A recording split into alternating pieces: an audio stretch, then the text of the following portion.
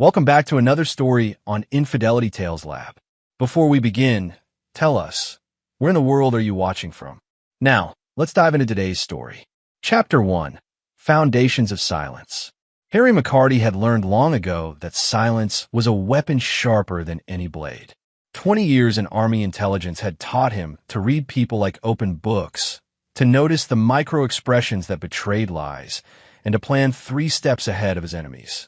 Now, at 42, those skills serve him well in civilian life as a security consultant, though he'd hoped never to need them at home. The 2-story colonial house in suburban Richmond felt like a fortress he'd built with his own hands. Every mortgage payment, every carefully planned renovation, every security system upgrade, all of it designed to protect what mattered most. His wife, Shelley Patterson McCarty, sat across from him at the breakfast table, her auburn hair catching the morning light as she scrolled through her phone with practiced indifference. "Tommy, finish your cereal," she said without looking up, her voice carrying that particular tone of maternal exhaustion that had become her default over the past year. Their 9-year-old son pushed his spoon around the bowl, his dark eyes, so much like Harry's own, focused on something beyond the kitchen window. The boy had been quieter lately, more withdrawn. Harry had noticed, though Shelley seemed oblivious to anything that didn't involve her phone or her increasingly frequent girls' nights out. "Dad, can we practice baseball this weekend?" Tommy asked, his voice small but hopeful. Harry set down his coffee cup, studying his son's face. "Of course, buddy. We'll work on your swing." Shelley's laugh was sharp, cutting. "He's not going to make the team anyway. Maybe we should focus on something more realistic." The words hit like a physical blow, and Harry watched his son's face crumble slightly before the boy learned to hide it, a skill no 9-year-old should need to master. Harry's jaw tightened, but he kept his voice level. "Tommy's got natural talent. He just needs practice and confidence. Whatever helps you sleep at night," Shelley muttered, still absorbed in her phone. Harry memorized that moment. The casual cruelty, the way she dismissed their son's dreams without even looking at him. He'd been collecting these moments for months now, storing them away like evidence in a case file. His wife had become a stranger, but strangers could be studied, understood, and ultimately predicted. The doorbell rang, and Shelley finally looked up, her face brightening in a way Harry hadn't seen directed at him in over a year. "Oh, that's probably Drew. He's helping me with the community fundraiser planning." Drew Davies. Harry knew the name well by now. 38, divorced, worked in pharmaceutical sales. Drove a red Mustang convertible that he probably thought made him look younger than his receding hairline suggested. Most importantly, Drew Davies had been in Harry's wife's contact list under the name gym trainer for the past 6 months, despite the fact that Shelley had never shown interest in fitness. "I'll get it," Harry said, rising from his chair. Drew stood on the porch wearing his trademark smirk and a polo shirt that strained slightly across his soft middle. "Harry, good to see you, man. Ready to help raise some serious money for the community center?" The handshake was firm, practiced. Drew's eyes held that particular brand of arrogance that came from men who thought they were cleverer than everyone around them. Harry had interrogated terrorists with more subtlety. "Absolutely. Community service is important." Harry stepped aside, watching Drew's micro-expressions as Shelley appeared in the hallway. The way Drew's pupils dilated slightly when he saw her. The way Shelley's breathing changed, became more shallow. The unconscious step she took toward him before catching herself. "Amateur hour. Should we set up in the home office?" Shelley asked, her voice artificially bright. "Perfect," Drew replied, his eyes lingering on her in a way that would have been inappropriate if this were actually about fundraising. Harry watched them disappear upstairs, noting the time, 9:47 a.m. He'd give them 20 minutes before making an excuse to check on their progress, just long enough for them to get comfortable to lower their guard. Tommy finished his cereal and looked up at his father. "Dad, why doesn't Mom like me anymore?" The question hit Harry like a sniper's bullet. Unexpected, precise, devastating. He knelt beside his son's chair, seeing too much understanding in those young eyes. "Your mother loves you, Tommy. She's just going through a difficult time. Is it because I'm not good at things?" Harry's hands clenched into fists, but his voice remained gentle. You're good at things. You're smart, kind, and braver than you know. Don't ever let anyone tell you different. The sound of Shelley's laughter drifted down from upstairs, light and carefree in a way Harry hadn't heard in their own bedroom for months. He made another mental note. She could still laugh. She could still be happy. Just not with him or their son. Go get ready for school, buddy. I'll drive you today. As Tommy ran upstairs, Harry remained in the kitchen, listening to the muffled voices above. 20 years of intelligence work had taught him patience, but it had also taught him when patience became complicity. His marriage was ending, had been ending for months, but he wouldn't let it end on their terms. He pulled out his phone and scrolled to a contact he hadn't called in 3 years. Felix Atkinson, former Special Forces, now running a private investigation firm. Some skills, once learned, never left you.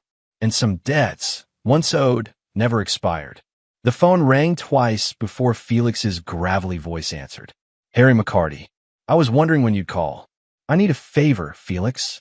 A quiet one. Personal or professional? Harry looked up at the ceiling, where his wife's voice mixed with another man's in what they thought was private conversation. Both. Chapter 2. Family Gatherings. The Patterson family home loomed like a Gothic monument to old money and older grudges.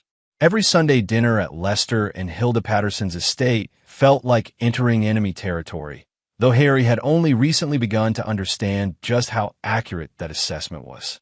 Tommy, wipe your feet, Hilda Patterson commanded before the boy had even stepped fully inside.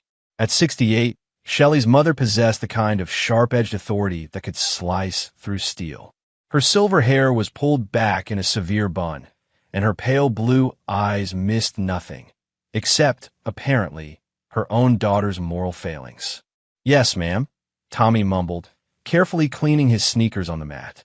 Lester Patterson emerged from his study, a bear of a man at 71, with hands that still bore the calluses of his construction empire. He'd built half of Richmond's commercial district, and he carried that accomplishment like a crown. Harry boy, how's business? Steady. Can't complain. Harry shook his father-in-law's hand, noting the man's grip was still strong enough to crush bone. Lester Patterson had never liked him, a nobody from nowhere who'd married above his station, in the old man's view. Good. Shelley's in the kitchen with her sister-in-law, getting dinner ready. The Patterson family had a way of making everything sound like a military operation. Dinner would be served at precisely 6 o'clock. Drinks would be offered at 5:30. Conversation would follow approved topics: business, weather, community affairs. Personal problems were to be kept personal. Tommy disappeared into the backyard where his cousin Krista was playing. At 11, Krista Patterson was 2 years older than Tommy and possessed her grandmother's sharp tongue without any of the accompanying wisdom. She was the daughter of Shelley's brother Brian Patterson, who died in a car accident 3 years ago, leaving Krista to be raised by her grandparents. Harry followed the sound of voices to the kitchen, where Shelley was laughing at something her sister-in-law Diana Patterson was saying. Diana had married into the family shortly before Brian's death, and her loyalty to the Patterson name was absolute, perhaps because she had the most to lose if she fell from grace. Harry, Diana greeted him with the kind of smile that never quite reached her eyes. How are you holding up with all of Shelley's community work? She's so dedicated. She certainly is. Harry watched his wife, noting how she avoided his gaze. The fundraiser seems to be taking up a lot of her time. Well, when you're working with someone as committed as Drew Davies, things tend to move quickly, Diana replied, and Harry caught the slight emphasis on Davies' name. So they knew, or suspected. The Patterson family protected their own, which meant they'd already decided whose side they were on. Drew's been very helpful, Shelley said, finally looking at Harry. There was something in her expression, defiance mixed with guilt, like a teenager caught sneaking out. Dinner proceeded with military precision. Lester held court at the head of the table, discussing a new development project with the kind of enthusiasm most men reserve for sports or women. Hilda managed the conversation like a conductor, ensuring everyone spoke their assigned parts at the proper moments. Tommy sat quietly, picking at his food until Krista decided to entertain herself. Tommy's team lost again yesterday, she announced with malicious glee. Coach says he might not make the cut for next season. Krista, Diana warned half-heartedly. It's true, right, Tommy? You struck out 3 times. Harry watched his son's face redden, saw the boy's hands clench on his fork. Practice makes perfect, Harry said calmly. Tommy's improving every game. Improvement requires natural ability, Lester said, not looking up from his roast beef. Can't make a racehorse out of a mule. The words hung in the air like poison gas. Harry felt something cold and dangerous unfurling in his chest, but he kept his expression neutral. 20 years of military training had taught him to separate emotion from tactical thinking. Speaking of natural ability, Hilda said, her voice dripping with false sweetness, Krista's been accepted into the advanced mathematics program. Youngest student they've ever admitted. That's wonderful, Harry replied, meaning it. He'd never wished harm on Krista herself. She was just a child, after all. But he was beginning to understand the ecosystem that had shaped her cruelty. After dinner, the adults moved to the living room while the children were banished to the backyard. Through the window, Harry could see Tommy and Krista near the garden shed, their voices rising in what looked like an argument. Tommy's having trouble in school, Shelley said suddenly, apropos of nothing. His teacher thinks he might need special help. This was news to Harry, and the way she delivered it, as a casual aside during family dinner, felt like a calculated insult. What kind of trouble? He asked. Focus issues, behavioral problems, the usual. Shelley's tone suggested this was somehow Harry's fault. Children reflect their home environment, Hilda observed with surgical precision. Stability is crucial during the formative years. Harry was parsing the subtext when a child's scream cut through the evening air. He was on his feet and moving before his brain fully processed the sound, reaching the backyard in seconds. Tommy was on the ground beside the garden shed, clutching his leg and sobbing. Krista stood over him, her face flushed with excitement rather than concern. What happened? Harry demanded, dropping to his knees beside his son. You pushed me first, Krista said quickly. I was just defending myself. Tommy's leg was scraped and bleeding where he'd fallen against the concrete garden border. Not serious, but painful for a 9-year-old. Tommy pushed you? Harry looked at his son, who was too hurt and scared to speak clearly. She said. Tommy gasped between sobs. By then, the rest of the family had arrived. Lester Patterson took one look at the scene and his face darkened. What did you do, boy? The accusation in his voice was clear. Tommy was guilty until proven innocent. If proving innocence were even possible in this family. Krista, tell us what happened, Hilda said gently, kneeling beside her granddaughter. Tommy got mad because I told him the truth about why his mom doesn't love him anymore, Krista said with the kind of innocent cruelty that only children could master. He tried to push me, so I pushed back. I didn't mean for him to fall. Harry's blood turned to ice. What truth? Krista looked around at the adults, sensing she'd crossed a line, but not understanding where it was. About her boyfriend. About how they're going to send Tommy away when they get married. The silence that followed was deafening. Harry looked at Shelley, whose face had gone pale. Diana and Hilda exchanged glances. Lester's expression was unreadable. Krista, go inside, Diana said quickly. Now, but the damage was done. Harry helped Tommy to his feet, noting how his son tried to stop crying, tried to be brave in front of family that had never shown him kindness. We should go, Harry said quietly. Harry, Shelley started. We should go, he repeated, and something in his voice made her stop talking. As they walked to the car, Tommy leaning against his father's side, Harry felt the last pieces of his old life clicking into place. He'd been preparing for this moment for months without fully realizing it. Now the preparation phase was over. It was time to go to war. Chapter 3. The Truth Unveiled. Felix Atkinson's report arrived exactly 72 hours after their Sunday dinner disaster, delivered by encrypted email to Harry's secure account. Professional grade surveillance, backed by financial records and testimony from sources Felix had cultivated over 2 decades in private investigation. Harry read it in his home office while Shelley was at another fundraiser meeting and Tommy was at school. The clinical language couldn't disguise the devastation. 6 months of hotels, restaurants, and gifts charged to credit cards Harry hadn't known existed. Text messages recovered from cloud backups. Photos taken with telephoto lenses. His wife and Drew Davies weren't just having an affair. They were planning a future. A condo lease in Drew's name, with Shelley listed as an authorized resident.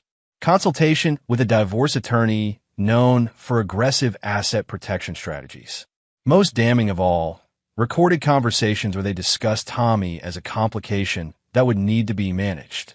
Harry printed everything, organized it in 3 manila folders, and locked them in his desk drawer. 20 years of intelligence work had taught him that information was ammunition, but timing determined victory or defeat. The house felt different when Shelley returned that evening, as if Harry's knowledge had somehow altered the molecular structure of the air between them. She moved through their shared spaces like an actress playing a role she'd grown tired of performing. "How was the meeting?" Harry asked from the kitchen, where he was helping Tommy with homework. "Productive. We're making real progress on the fundraising goals." The lie came so easily that Harry wondered how many others he'd missed over the years. Tommy looked up from his math worksheet. "Mom, can you help me with this problem?" "Ask your father.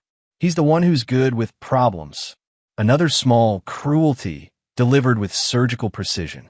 Harry watched his son's face fall, then recover with the kind of resilience that no child should need to develop.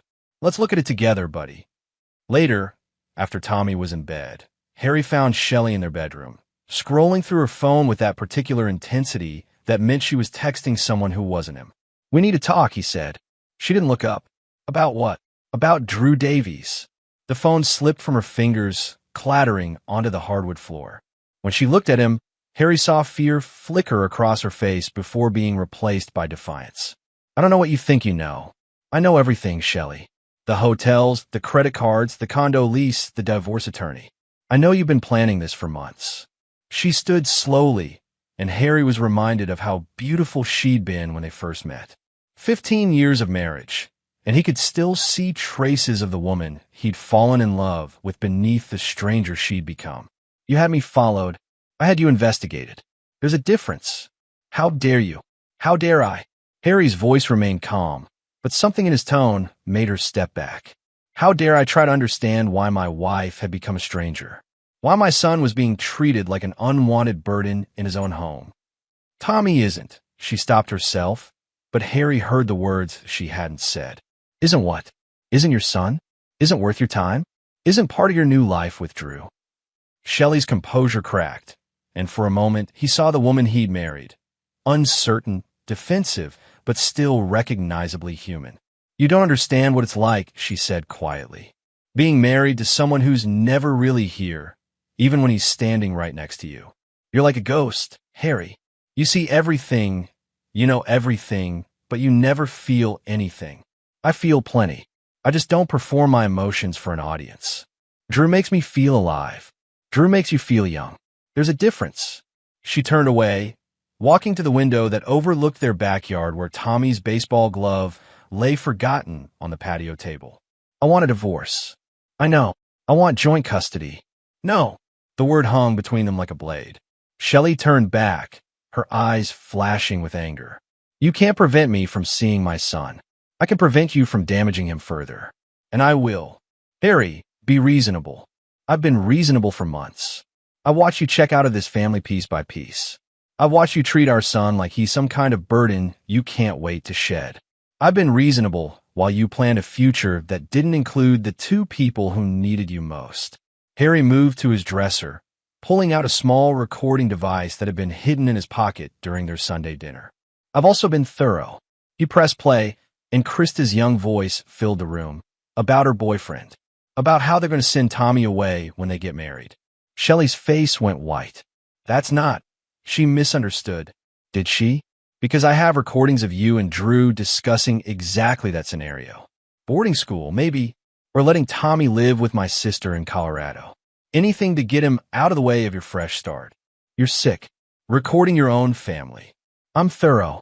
And right now, thorough is the only thing standing between Tommy and a childhood of being shuffled between homes like unwanted luggage." Shelley sat heavily on the edge of the bed, her bravado finally collapsing. "What do you want?" "I want you to understand something very clearly," Harry said, his voice carrying the kind of quiet authority that had once made enemy combatants confess their deepest secrets. "You can have your divorce. You can have your new life with Drew. But you will not take my son, and you will not damage him any further than you already have. He's my son, too. Is he? When's the last time you asked him about school? About his friends? About his dreams? When's the last time you tucked him in without checking your phone first?" She had no answer, and they both knew it. "Here's what's going to happen," Harry continued. "You're going to file for divorce. You're going to agree to my custody terms. And you're going to do it quietly, without drama, because if you don't—" He paused, letting the implications settle. "Well, let's just say that Felix Atkinson has contacts in the family court system, and judges tend to frown on mothers who abandon their children for affair partners." "You bastard." "Yes, but I'm a bastard who puts his son first. Can you say the same?" Shelley left that night, taking only a suitcase and her phone. Harry watched from the kitchen window as she loaded her car, then drove away into the darkness that had been calling to her for months. Upstairs, Tommy slept peacefully, unaware that his family had just imploded with surgical precision. Tomorrow, Harry would begin the process of rebuilding their life, just the two of them. But tonight, he allowed himself a moment of quiet satisfaction. The first phase was complete. Shelley was out of the house, out of their daily life, and soon to be out of their legal entanglements. But the other players in this drama, the Patterson family who had enabled her betrayal and Drew Davies who had encouraged it, they were still on the board. Harry had learned patience in the military, but he'd also learned that some enemies required more creative solutions than others. The Patterson family thought they understood him, thought he was just another son-in-law they could dismiss and discard. They were about to learn how wrong they were. Chapter 4. Breaking Point. 3 weeks after Shelley moved out, Harry stood in the kitchen making Tommy's lunch when his phone rang. The caller ID showed Hilda Patterson's number, and Harry briefly considered letting it go to voicemail. But intelligence gathering was a full-time job, even when it involved your soon-to-be former in-laws. "Harry, we need to talk." Hilda's voice carried its usual imperious tone, as if summoning a subordinate. "About what?" "About this ridiculous custody arrangement you're forcing on Shelley. The child needs his mother." Harry carefully placed a sandwich in Tommy's lunchbox, taking time to consider his response. "Tommy has a father who's been present every day of his life. He'll be fine. Don't be selfish, Harry. This is about what's best for the boy." The irony was breathtaking. "I agree completely, which is why I'm ensuring he has stability and consistency. We're having Sunday dinner this week, and we expect Tommy to be there. Shelley will be joining us. Tommy has baseball practice on Sundays now. Cancel it." "No." The silence stretched long enough for Harry to hear Hilda's sharp intake of breath. In her world, people didn't say no to Patterson family commands. "Harry, you're being unreasonable. Family comes first." "I couldn't agree more, which is why I'm protecting my family from people who treat children like possessions to be shuffled around for adult convenience." He ended the call and finished making Tommy's lunch, already knowing that this was far from over. The Patterson family didn't accept defeat gracefully, and they had home field advantage in Richmond's social circles. The call came from Tommy's school at 2:47 p.m. "Mr. McCarty? This is Principal Roberts at Millbrook Elementary. I'm afraid there's been an incident involving Tommy." Harry was already reaching for his car keys. "What kind of incident?" "He's been injured." "Not seriously," she added quickly, "but we need you to come in immediately." The drive to Tommy's school felt like the longest 15 minutes of Harry's life. Every tactical scenario he'd ever trained for paled in comparison to the helpless terror of not knowing if his child was okay.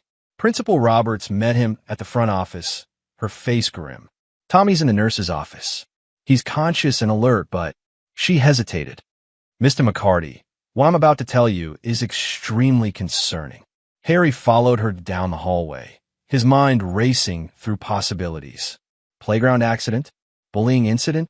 What could have happened at school that required this level of administrative attention? Tommy sat on the nurse's cot, his left leg elevated and wrapped in an ice pack. His face was pale, streaked with dried tears, but he managed a weak smile when he saw his father. Dad! Harry was beside him in 3 steps, checking him over with the kind of systematic efficiency learned from battlefield medicine. What hurts, buddy? My knee. It hurts really bad. The school nurse, a matronly woman named Mrs. Chun, approached with a clipboard and a deeply troubled expression.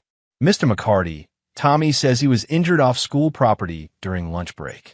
Normally, students aren't allowed to leave campus, but she glanced at Principal Roberts. But what? Harry's voice carried a dangerous edge. His grandfather picked him up. Lester Patterson. He's on the approved pickup list. Harry felt ice form in his veins. Lester picked him up? When? Around noon. He said there was a family emergency and that you'd authorize the pickup. Tommy seemed to know him, so he followed protocol. What family emergency? Principal Roberts and Mrs. Chun exchanged glances. We assumed you would know. Harry knelt beside Tommy's cot, keeping his voice gentle despite the rage building in his chest. Tommy, can you tell me what happened? Where did Grandpa Lester take you? Tommy's lower lip trembled. He said you wanted him to pick me up. He said we were going to go see Mom and Krista, and that I needed to apologize for being mean to Krista last time. Apologize for what?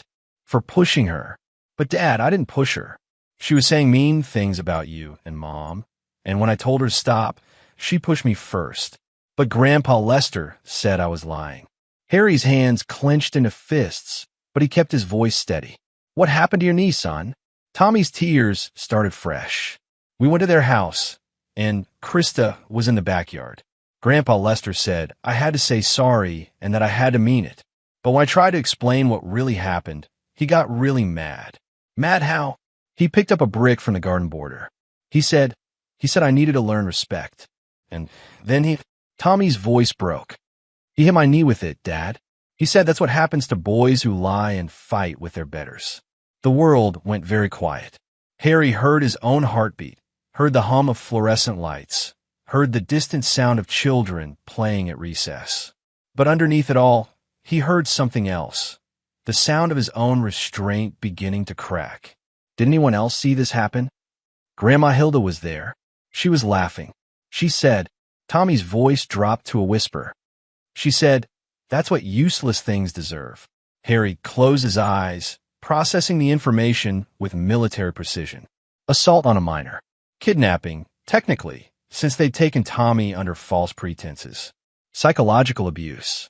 The Patterson family had just crossed a line they couldn't uncross. What else happened? Mom was there too. At the end, she came outside when I was crying, and Grandpa Lester told her I'd learned my lesson about respecting my elders. And Mom said, what did she say? Tommy looked up at his father with eyes that held too much pain for a 9-year-old. She said I was just a defect she forgot to flush.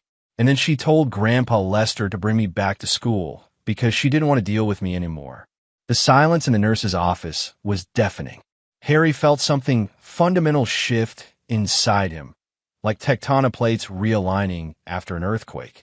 20 years of military training had taught him to compartmentalize emotion, to think tactically even under extreme stress. But this wasn't war. This was his son. Mr. McCarty? Principal Roberts' voice seemed to come from very far away. Should we call the police? Harry looked at his son, bruised, frightened, but still trying to be brave for his father. No, not yet. Sir, if what Tommy is saying is true. It's true. Harry's voice was quiet, certain. But the police aren't equipped to handle this properly. He helped Tommy sit up carefully, noting how the boy favored his injured leg.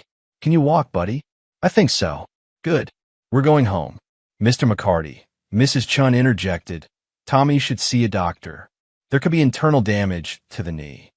We'll stop at the hospital on the way home. As they left the school, Tommy leaning on his father's arm, Harry was already making plans. The Patterson family thought they understood power. They had money, social connections, local influence. They thought they could brutalize a 9-year-old child and face no consequences. They were about to learn the difference between having power and knowing how to use it. Harry helped Tommy into the car, then sat for a moment in the parking lot, staring at his son's pale reflection in the rearview mirror.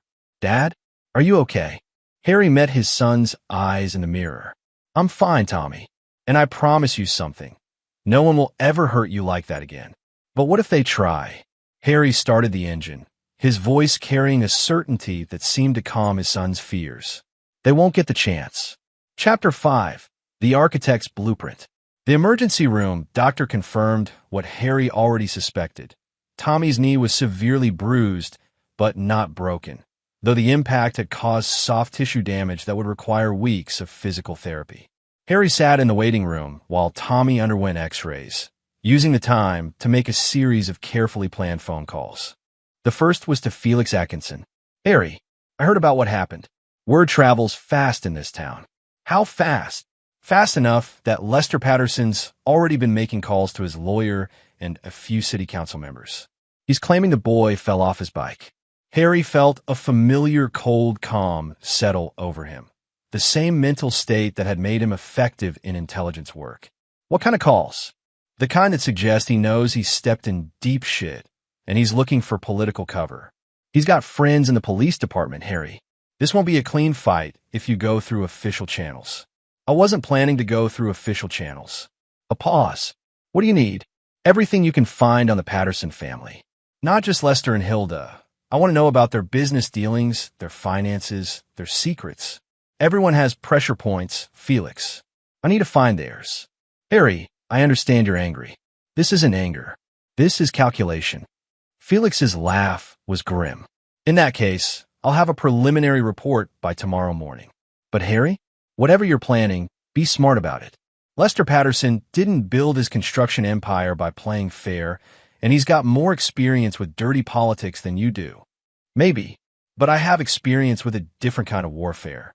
The second call was to Colonel Jessica Morrison, his former commanding officer in Army intelligence. Morrison had retired 2 years ago and now ran a private security firm that specialized in corporate investigations. More importantly, she owed Harry a favor from their time in Afghanistan. Harry McCarty, this is unexpected. How's civilian life treating you? It's complicated. I need a favor, Colonel. It's Jessica now, and favors come with details. Harry explained the situation in clinical terms, focusing on facts rather than emotions. Morrison listened without interruption, her silence growing more ominous as the story progressed.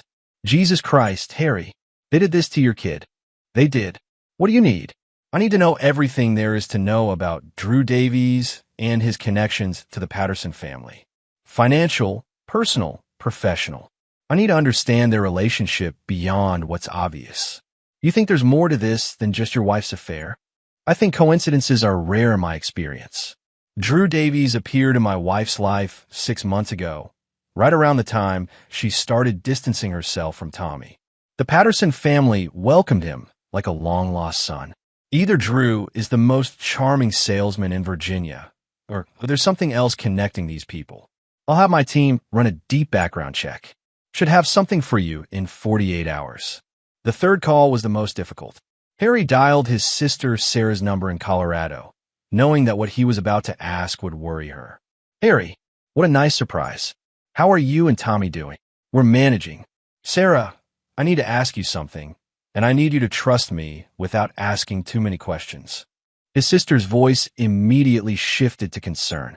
What's wrong? I might need you to take Tommy for a few weeks. Maybe longer.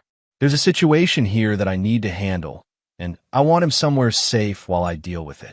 Of course. You know I love having Tommy here. But Harry, what kind of situation? The kind that requires my full attention. I'll explain everything when I can, but right now I just need to know that you're willing to help. Always. You know that. But please be careful, whatever you're doing. I will. By the time Tommy was discharged from the hospital, Harry had the beginning of a plan. It would take time to gather all the intelligence he needed, but time was something he could afford. The Patterson family thought they'd sent a message about power and consequences. They were right about the message. They just misunderstood who was receiving it. That evening, Harry sat in his home office while Tommy slept upstairs, his injured leg elevated and wrapped in ice. The house felt different now. Not like a home under siege, but like a command center in preparation for war. He opened his laptop and began typing a detailed timeline of events, starting with Shelley's emotional withdrawal 18 months ago and ending with Tommy's assault that afternoon. Every conversation, every incident, every seemingly innocent comment that had served to isolate Tommy from his own family. The pattern was clear once he mapped it out. This hadn't been random cruelty. It had been systematic, deliberate. The Patterson family had been grooming Tommy for abandonment, conditioning him to accept that he was unwanted, unloved, disposable. The question was why? What did they gain from destroying a 9-year-old's self-worth? What was so important about Shelley's new relationship that they were willing to sacrifice their own grandson's emotional well-being? Harry's phone buzzed with a text message from an unknown number. This doesn't have to get complicated. Call me. L.P. Lester Patterson, making his opening move. Probably assuming that Harry would be intimidated by his connections, his money, his local influence. The old man had no idea who he was dealing with. Harry deleted the message without responding. In intelligence work, silence was often the most powerful response. Let them wonder what he was thinking, what he was planning. Let them make assumptions and mistakes while he gathered information and positioned his pieces. Tomorrow, Felix would begin providing detailed intelligence on the Patterson family's vulnerabilities. In 48 hours, Jessica Morrison's team would deliver a comprehensive analysis of Drew Davies' background. Within a week, Harry would understand exactly what he was up against and how to dismantle it. But tonight, he had a simpler task. He climbed the stairs to Tommy's room, where his son was lying awake despite the pain medication. Dad, what's going to happen now? Harry sat on the edge of the bed, careful not to jostle Tommy's injured leg. Now we get you better, and we make sure this never happens again. Will I have to see them again? Grandpa Lester and Grandma Hilda. Not unless you want to, and I don't think you'll want to. Tommy was quiet for a moment. Dad, why do they hate me so much? The question cut deeper than any physical wound could have. Harry chose his words carefully. They don't hate you, Tommy. They're angry about adult things that have nothing to do with you, and they're taking that anger out on the wrong person. That's not your fault, and it's not something you can fix. But you can fix it. Harry met his son's eyes, seeing trust there that he didn't feel worthy of carrying. Yes, I can fix it. How? By reminding them that some people fight back. Chapter 6. Gathering Storms. Felix Atkinson's report arrived at dawn, delivered by courier to Harry's front door along with his morning newspaper. 47 pages of financial records, property deeds, business partnerships, and personal history that painted a detailed portrait of the Patterson family empire. Harry read it over coffee while Tommy slept upstairs, his ankle still elevated and wrapped. The boy's physical injuries were healing, but the psychological damage would take longer to address.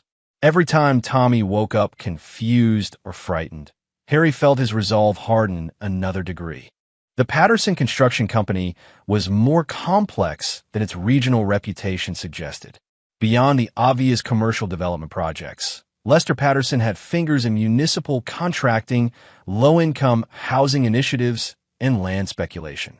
More interesting were his partnerships, shell companies registered in Delaware, consulting agreements with out-of-state firms, and a web of financial relationships that suggested someone was working very hard to obscure the money trail. 3 names appeared repeatedly throughout the documentation. Roy Newton, a city planning commissioner who'd rubber-stamped several Patterson projects. Hal Bentley, a state environmental inspector whose reports had cleared questionable construction sites. And Drew Davies, whose pharmaceutical company had received consulting contract from Patterson Construction dating back 2 years. 2 years, long before Drew had entered Shelley's life. Harry set down his coffee cup and stared at that detail. In intelligence work, patterns were everything, and this pattern suggested premeditation on a scale he hadn't anticipated. Drew Davies hadn't randomly seduced his wife. He'd been cultivated as an asset by the Patterson family for reasons that went beyond simple romance. His phone rang at exactly 8 a.m. Harry let it ring 3 times before answering, already knowing who it would be. Mr. McCarty, this is Ronald Hansen from Hansen, Keller & Associates. I represent the Patterson family. Congratulations. I'm calling to discuss a resolution to yesterday's unfortunate incident. My clients are prepared to make a generous offer to avoid any unnecessary legal complications. What kind of offer? Full medical expenses for your son's injury, plus a substantial settlement to compensate for any pain and suffering. In exchange, you would agree to certain confidentiality provisions and acknowledge that the incident was accidental. Harry had interrogated enough liars to recognize the careful phrasing. How substantial? $50,000. Cash payment. No reporting requirements. $50,000 to pretend that Lester Patterson hadn't deliberately assaulted a 9-year-old child. It was insulting, but it was also revealing. The Patterson family was more worried about exposure than they were letting on. I'll need to think about it. Of course, but I should mention that this offer has a limited window. My clients prefer to resolve these matters quickly and quietly. I'll call you back. Harry ended the call and immediately dialed Felix Atkinson's number. They offered you money, Felix said without preamble. $50,000. How did you know? Because Lester Patterson's been making calls all morning, trying to line up character witnesses and alibis. He's scared, Harry. That's a lot of money for something he claims was an accident. What kind of alibis? The kind that suggest he's done this before. I talked to a source in family services. There have been 3 complaints about Lester Patterson's treatment of children over the past 5 years. All dismissed due to lack of evidence or witness credibility issues. Harry felt something cold and sharp settle in his chest. What kind of complaints? Physical discipline that crossed the line. Always family members. Always children who couldn't or wouldn't testify effectively. The pattern suggests someone who knows exactly how far he can push without facing consequences. Until now. Harry, I've got more intelligence coming in, but I want to know something first. How far are you planning to take this? It was a fair question. In the military, rules of engagement were clearly defined. In civilian life, the boundaries were more fluid, more dependent on personal judgment. As far as necessary. That's not an answer. It's the only answer I can give you right now. Harry hung up and checked on Tommy, who was awake and trying to get dressed for school despite his injured leg. I don't think you're ready for school yet, buddy, but I'll miss the math test. And we're supposed to start reading groups today. The determination in his son's voice was heartbreaking. Despite everything that had happened, Tommy was still trying to be a good student, still worried about disappointing his teachers. I'll call the school and explain. They'll work with us. Dad? The lawyer called, didn't he? Harry paused in the doorway. How did you know about the lawyer? I heard you talking. Are they trying to get in trouble for hurting me? The simple question demanded a complex answer. Harry sat on the edge of Tommy's bed, choosing his words carefully. They're trying to make the problem go away by giving us money. Sometimes adults do that when they've done something wrong and they don't want to face consequences. Are you going to take the money? What do you think I should do? Tommy considered this with the kind of seriousness that no 9-year-old should need to possess. I think if you take the money, then they'll think it's okay to hurt other kids. You're probably right. So you're not going to take it? No, I'm not going to take it. Tommy nodded, satisfied with this decision. Good. Money can't fix everything. Harry spent the rest of the morning making preparations. He called Tommy's school to arrange for temporary home instruction. He contacted a locksmith to upgrade the security on their house. He transferred a significant portion of his savings to an account at a different bank, one where the Patterson family's influence would be minimal. At noon, Jessica Morrison called from Colorado. Harry, I've got your background check on Drew Davies. You're not going to like what I found. Tell me, Davies isn't just some random pharmaceutical salesman. He's got connections to organized crime families in Philadelphia and Baltimore. Nothing prosecutable, but enough to suggest he's done work for people who don't advertise their services. What kind of work? Financial consulting. Money laundering, most likely. His company provides legitimate cover for moving dirty money through pharmaceutical supply chains. Harry felt another piece of the puzzle click into place. So, the Patterson family isn't just corrupt, they're working with organized crime. It gets worse. I found evidence of a shell company that connects Davies to at least 3 unsolved murders in the past 18 months. All business rivals of various construction companies. Jesus. Harry, you need to understand what you're dealing with here.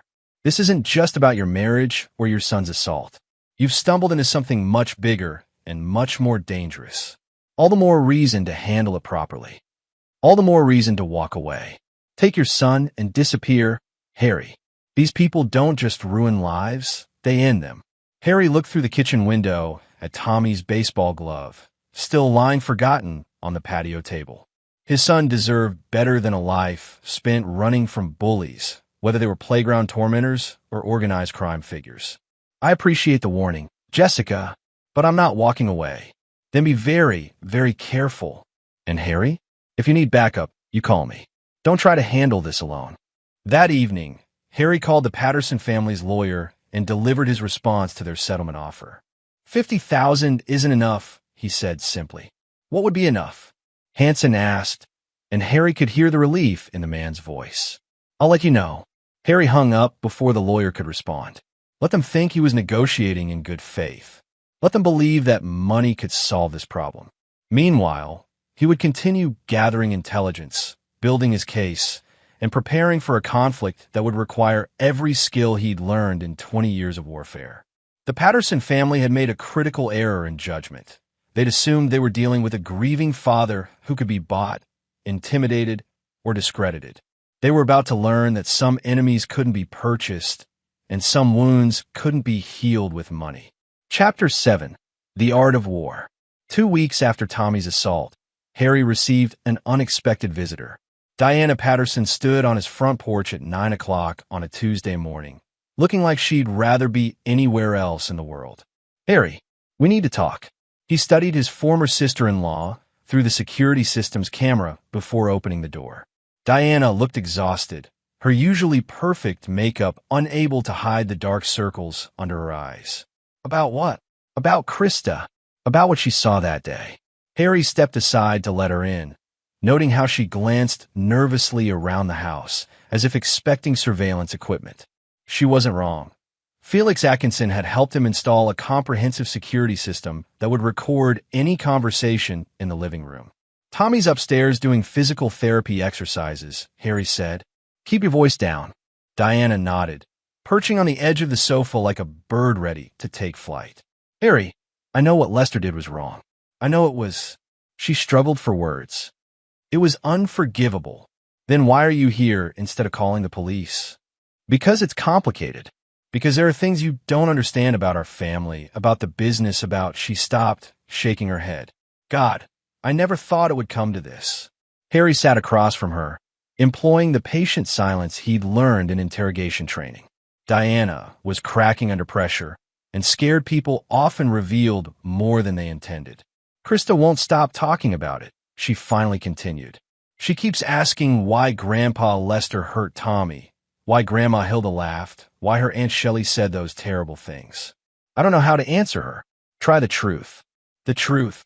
Diana's laugh was bitter. The truth is that this family destroys everything it touches. The truth is that I've been trapped in this nightmare for 3 years, ever since Brian died. What do you mean trapped? Diana looked toward the stairs, as if checking to make sure Tommy couldn't hear. When Brian was killed, I was supposed to inherit his share of the construction company. 40% ownership, worth about $12 million. Supposed to? There was a clause in the partnership agreement. If Brian died under questionable circumstances, his shares would revert to the surviving partners, pending investigation.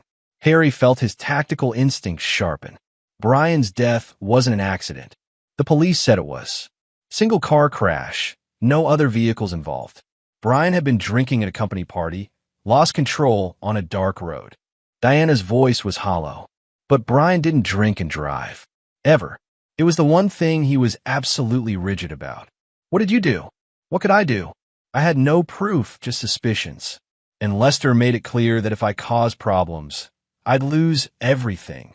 My home, Krista's inheritance, even visitation rights. He had lawyers, money, influence.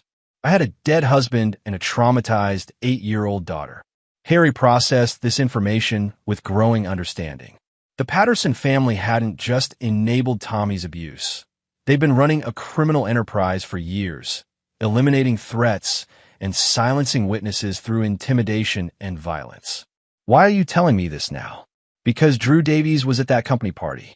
Because he was the one who suggested Brian have just one drink to celebrate a successful project. Because 3 days after Brian died, Drew was hired as a consulting advisor to Patterson Construction. The pattern was becoming clear. Drew Davies wasn't just Shelley's affair partner. He was an enforcer, someone brought in to handle problems that required permanent solutions. And now he's positioning himself to take Brian's place in the family business, Harry said. More than that, he's positioning himself to take everything. Lester's getting old, Harry. He's been grooming Drew to take over operations, with Shelley as his partner. Once they're married, once she has legal claim to Patterson assets, they won't need you or Krista anymore. Diana nodded, tears finally spilling over. That's why Lester was so brutal with Tommy. He's sending a message. Anyone who threatens the new power structure will be dealt with. Your son was just the most convenient target. Harry stood and walked to the window, his mind racing through tactical possibilities. The situation was more complex than he'd realized, but complexity created opportunities for someone who understood how to exploit them. What do you want from me, Diana? Help. Protection. I have evidence, documents that Brian hid before he died, recordings of conversations, financial records that prove the company's been used for money laundering. But I can't use them alone. They'll kill me before I ever reach a courtroom. Why should I trust you? You've been part of this family for 3 years. You watched them isolate and abuse my son. Because I hate myself for it every day. Because I've been so scared of losing Krista that I let them turn me into someone I don't recognize. Because she looked up at him with desperate honesty. Because you're the first person who's ever stood up to them. And I think you might actually be able to stop them. Harry returned to his chair, studying Diana's face for signs of deception. Her fear was genuine, but fear could be manufactured. Her regret seemed real, but regret was easy to fake when circumstances demanded it. If I help you, I want everything. Every document, every recording, every piece of evidence Brian collected. And I want Krista's complete testimony about what she witnessed that day with Tommy. She's just a child. She's a witness. And she's in as much danger as the rest of us if we don't handle this properly. Diana was quiet for a long moment.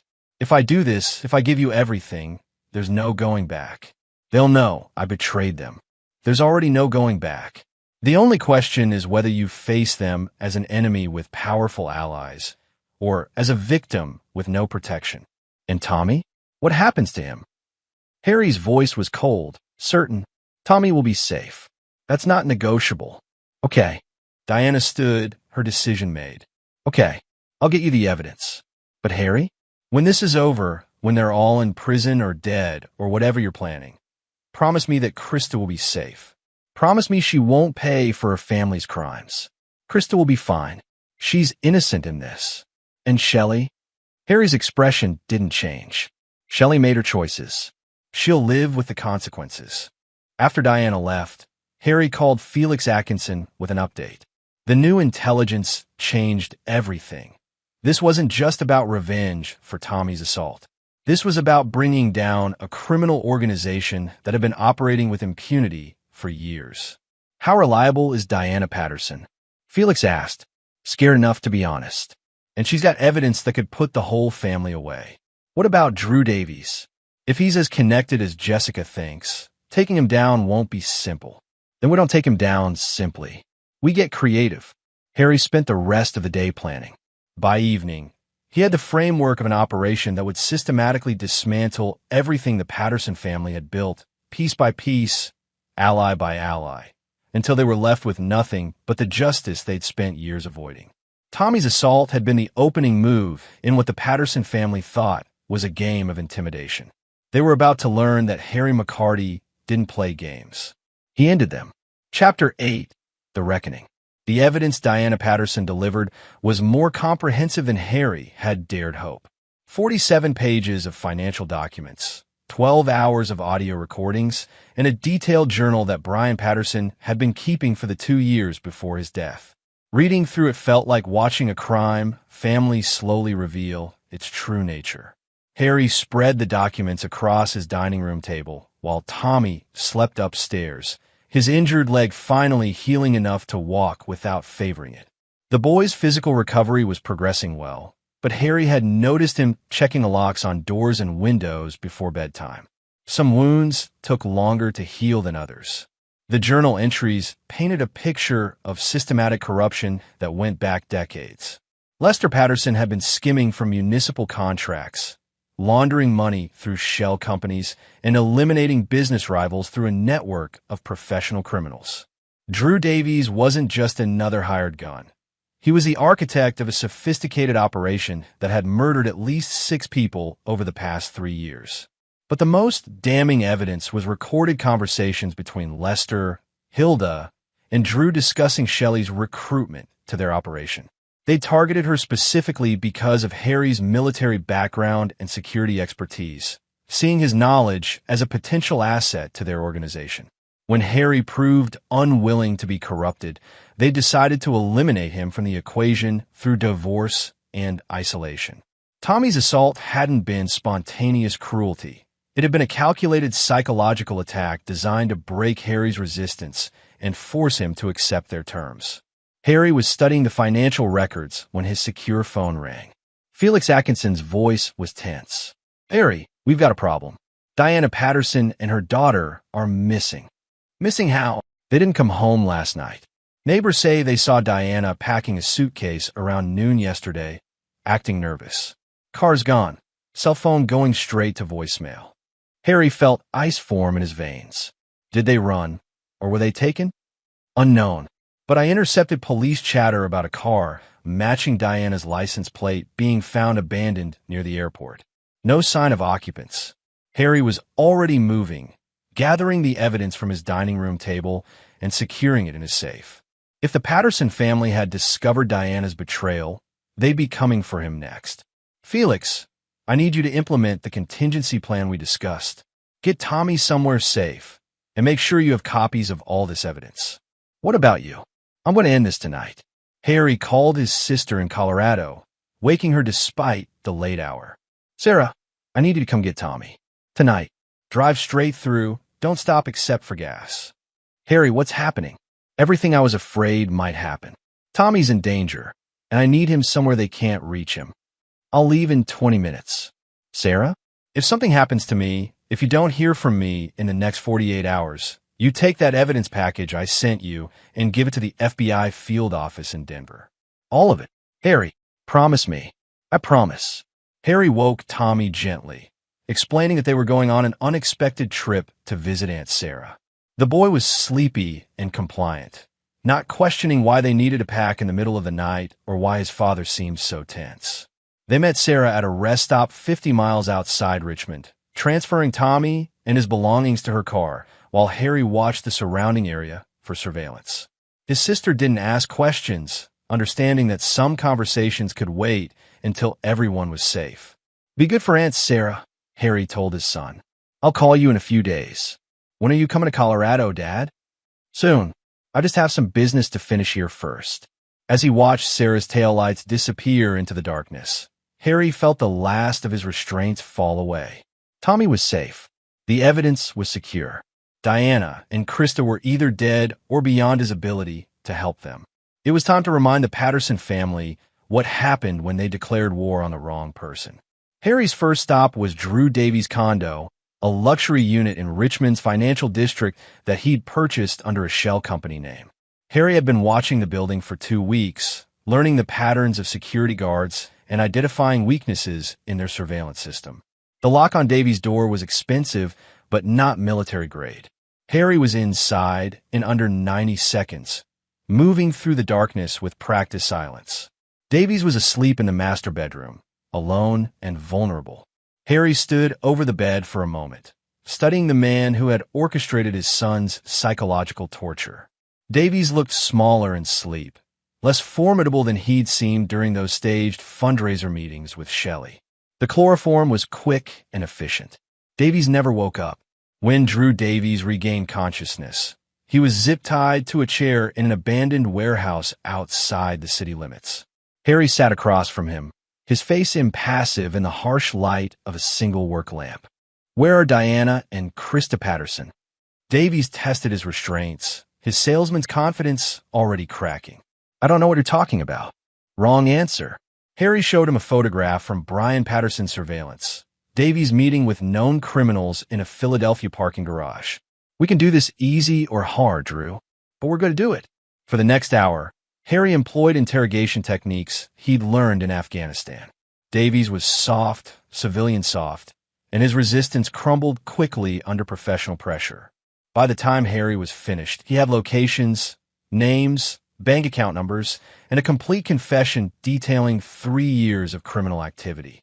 Most importantly, he learned that Diana and Krista were alive, being held at a Patterson construction warehouse, pending disposal in the morning.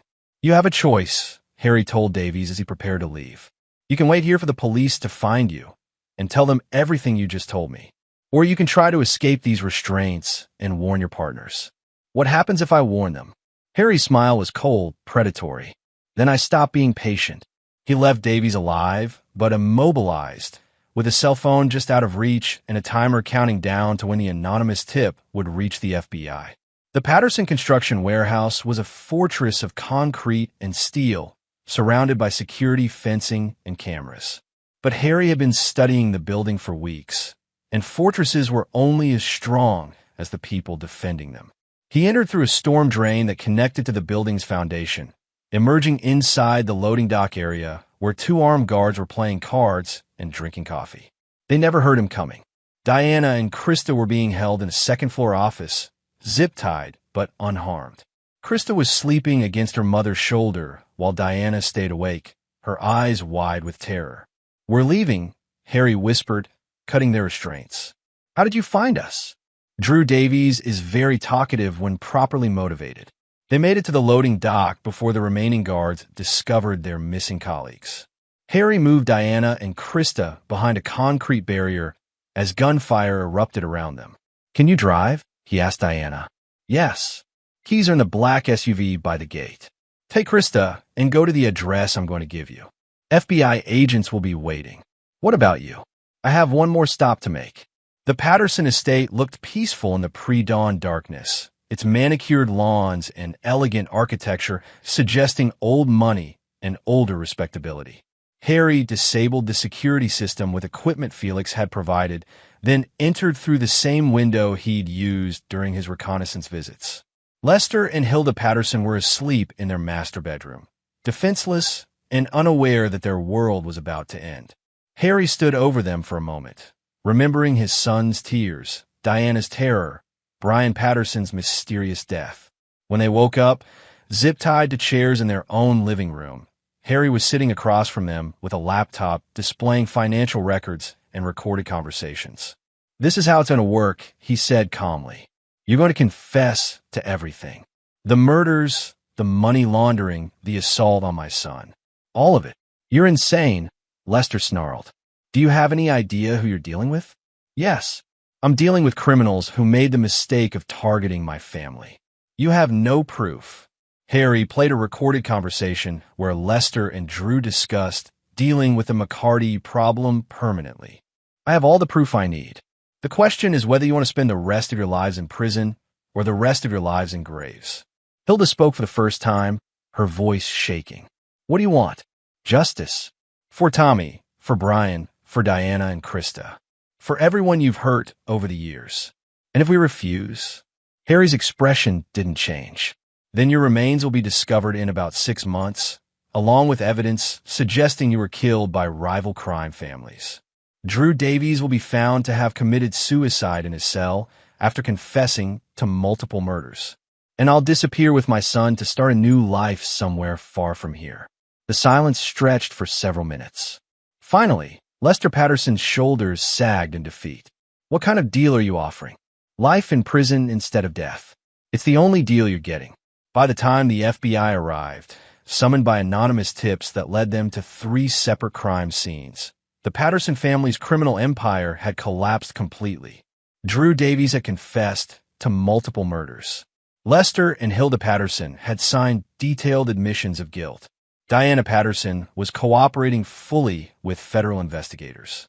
And Harry McCarty had vanished as quietly as he'd begun his campaign of justice. Chapter 9. New Foundations. 6 months later, Harry stood in the front yard of a small ranch house in Montana. watching Tommy practice his swing with a new baseball bat. The boy's knee had healed completely, and his confidence was returning day by day. More importantly, he was sleeping through the night again, no longer checking locks or jumping at unexpected sounds. "Dad, watch this," Tommy called out, connecting solidly with the ball and sending it sailing across their new backyard. "Great swing, buddy. You're getting stronger every day." The news for Virginia had been everything Harry had hoped for. Lester Patterson had been sentenced to life in prison without parole. Hilda Patterson had received 25 years. Drew Davies had been found dead in his holding cell, officially a suicide, but more likely the result of organized crime figures eliminating a potential witness. Shelley had been arrested as an accessory to multiple crimes, though her lawyers were negotiating a plea deal that would probably result in supervised probation and community service. Harry felt no satisfaction in her downfall, only relief that she could no longer harm their son. Diana and Krista Patterson had entered witness protection after Diana's testimony helped convict 17 additional members of the criminal organization. Krista was reportedly doing well in therapy, learning to process the trauma she'd witnessed and experienced. "Mr. McCarty?" Harry turned to see a woman approaching from the street. She was young, professional-looking, with the kind of alertness that suggested law enforcement training. "I'm Agent Andrea Hodges, FBI. I was hoping we could talk." Harry glanced at Tommy, who was absorbed in his practice routine. "About what?" "About a job offer. The Bureau is interested in your particular skill set. I'm retired from that kind of work." "Are you?" "Because what happened in Virginia suggests otherwise. That was some of the most precise intelligence work we've seen outside of federal operations." Harry studied the agent's face, looking for deception or ulterior motives. She seemed genuine, but Harry had learned to trust his instincts over appearances. "I have a son to raise." "We know, and we're prepared to offer a position that would allow you to work primarily from home, consulting on cases that require your specific expertise. Good pay, full benefits, and the satisfaction of bringing down people who hurt children." The offer was tempting, but Harry had made promises to himself and to Tommy about the kind of life they would build together. "I'll think about it." Agent Hodges handed him a business card. "Take your time. But Mr. McCarty, what you did in Virginia, a lot of children are safer because of it. There are more situations like that out there, more families who need someone with your skills to fight for them." After she left, Harry found Tommy sitting on their front porch, his baseball glove in his lap. "Was that a police officer, Dad?" "FBI agent. She wanted to offer me a job. Are you going to take it?" Harry sat beside his son, considering how to answer. "I don't know yet. It would mean helping other kids who are in trouble, like you were. But it would also mean sometimes having to travel for work." Tommy was quiet for a moment, displaying the kind of thoughtful consideration that had become his trademark since their move to Montana. "Would it help kids like Krista too?" "Yes. Kids like Krista and Diana, and anyone else who's being hurt by people who think they're too powerful to face consequences. Then I think you should take it. But only if you promise you'll always come home." Harry put his arm around his son's shoulders, feeling the solid warmth of the boy who had given him purpose when everything else had fallen apart. "I promise I'll always come home." That evening, after Tommy was asleep, Harry sat on his back porch looking up at the Montana sky. The stars were clearer here than they'd ever been in Virginia, unspoiled by the light pollution of cities and the moral pollution of families who protected criminals. He thought about Shelley, probably serving her community service and wondering how her carefully planned future had collapsed so completely. He thought about Lester Patterson, spending his final years in a federal prison, finally facing consequences for decades of cruelty. He thought about Diana and Krista, learning to build new lives free from the fear that had defined their existence. But mostly, he thought about Tommy, sleeping peacefully in his new bedroom, surrounded by trophies from his Little League team and books about baseball heroes. The boy who had survived his family's betrayal and emerged stronger, kinder, more resilient than anyone had a right to expect. Harry pulled out Agent Hodges' business card and his cell phone. There were more children out there who needed protection, more families who deserved justice, more criminals who thought their power made them untouchable. He'd learned in the military that some battles were worth fighting regardless of the personal cost.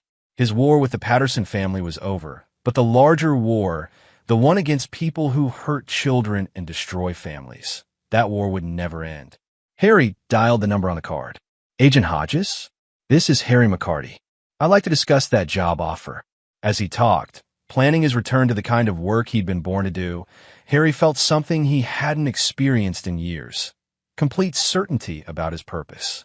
He would build a new life with Tommy, but he would also use his skills to ensure that other children didn't have to endure what his son had survived.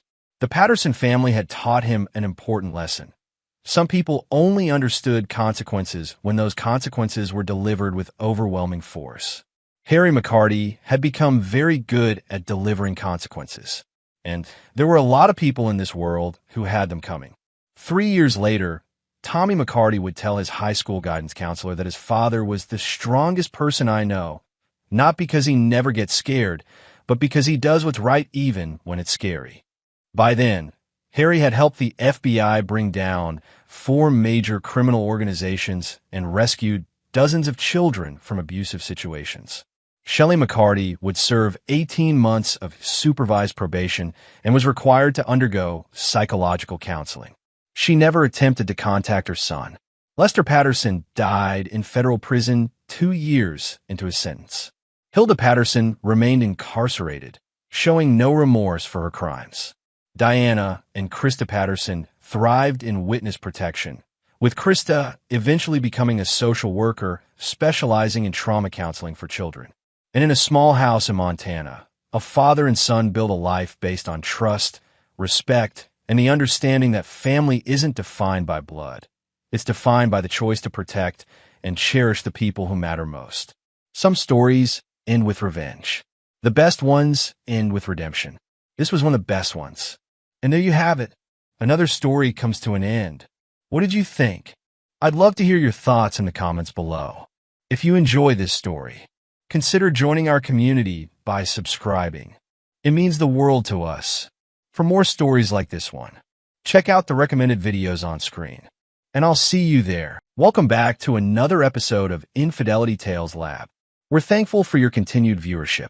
Before we begin, tell us, where in the world are you watching from? We love knowing our global reach. Now, let's dive into today's story. Chapter 1. The Foundation. Cole Brennan had concrete dust in his blood and calluses that told stories of 18 years building an empire from nothing. At 38, he commanded respect on every construction site in the tri-state area. But his empire started with his immigrant parents Frank and Helen scraping together enough money to buy a single-use truck and a dream. While other kids play video games, Cole spent summers learning to pour foundations and read blueprints. By 16, he was running crews. By 25, he had transformed Brennan Construction from a one-truck operation into a $100 million enterprise specializing in luxury developments and commercial complexes. The irony wasn't lost on him that he'd built his life like he built his buildings, with meticulous planning, unshakable foundations, and an eye for detail that bordered on obsession.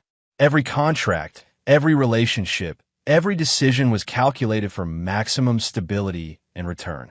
Lily Foster had been the crown jewel of his carefully constructed life. A stunning blonde with an MBA from Wharton, she brought sophistication to his blue-collar success. When they married 8 years ago, it seemed perfect, beauty and brains paired with power and ambition. She'd grown up in Connecticut wealth, the kind of old money that made Cole's nouveau riche status feel like wearing an expensive suit that didn't quite fit. Their Westchester mansion was a testament to Cole's success, with its sprawling grounds and infinity pool overlooking the Hudson Valley. Lily had decorated it with the kind of understated elegance that screamed expensive, all neutral tones and designer furniture that cost more than most people's cars. But success had its price. Cole worked 80-hour weeks without salary, pouring every penny back into expansion, while Lily attended charity galas and spa retreats with her circle of wealthy wives. Cole was in muddy boots reviewing architectural plans at dawn and negotiating with city officials until midnight. "You're married to the business, not me," Lily would say, her perfectly manicured nails tapping against her wine glass during their increasingly rare dinners together. Cole would look up from his laptop, exhaustion weighing on his shoulders like wet concrete. "This is for us, Lily. Everything I do is for us." But he'd started noticing things. The way she turned her phone face down when he entered a room. How she developed sudden interests in yoga classes that ran late into the evening. The expensive lingerie he'd never seen her wear for him. Frank and Helen Brennan worshipped their son, but they also feared him a little. Cole's intensity, his ruthless business instincts, his ability to hold grudges with the permanence of reinforced steel. These traits had built their fortune, but sometimes left his parents feeling like they were living with a controlled explosion. "You need to slow down, Cole," Helen would say in her thick Irish accent, watching her son review contracts at the kitchen table where she'd taught him to do homework 20 years earlier. "Family is more important than money." Cole would look at his parents, Frank with his weathered hands and proud smile, Helen with her worry lines and unconditional love, and feel the weight of their sacrifice. They'd given him everything, worked themselves to the bone so he could go to college, supported his every decision even when it meant risking their modest savings.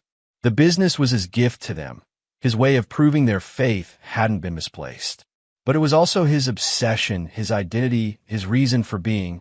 Every blueprint was his signature, every completed project a monument to his vision. Trevor Walsh entered their lives like a parasite disguised as a benefactor. A smooth-talking development consultant with silver hair and expensive watches, he'd approached Brennan Construction about a partnership on a massive mixed-use project in Manhattan. Cole had been skeptical. Trevor's references were impressive but vague. His portfolio showed remarkable success but lacked specific details. But Trevor had something Cole didn't: connections to old money Manhattan, relationships with zoning boards and planning committees that could fast-track permits and streamline approvals. For a builder like Cole, who'd fought tooth and nail for every permit and clearance, Trevor's promises of insider access were intoxicating. During their first meeting at the Union Club, Trevor had studied Cole with calculating gray eyes. "You're everything I've heard," he'd said, raising his scotch in a toast. "The king of concrete and steel. But kings need kingdoms, and kingdoms need diplomats." Cole should have trusted his instincts, should have recognized the predator beneath the polish. Instead, he'd shaken Trevor's hand and invited him into their world, never suspecting that Trevor Walsh wasn't interested in business partnerships. He was hunting for something far more valuable and personal. Chapter 2. Cracks in the Foundation. The first crack appeared on a Tuesday in March when Cole came home early from a site inspection and found Lily's car in the driveway, beside a silver BMW he didn't recognize. The house felt different, charged with an energy that made his skin crawl. Lily's laughter drifted from the living room, bright and musical in a way Cole hadn't heard in months. He found them sitting close on the Italian leather sofa, papers spread across the coffee table, their heads bent together over what Lily claimed was consultation on our charity auction. Trevor Walsh stood smoothly, extending his hand with the kind of confident smile that instantly set Cole's teeth on edge. "Cole, perfect timing. Lily and I were just discussing the seating arrangements for the foundation gala." But Cole had noticed things at contractors I couldn't miss. Trevor's tie was loosened.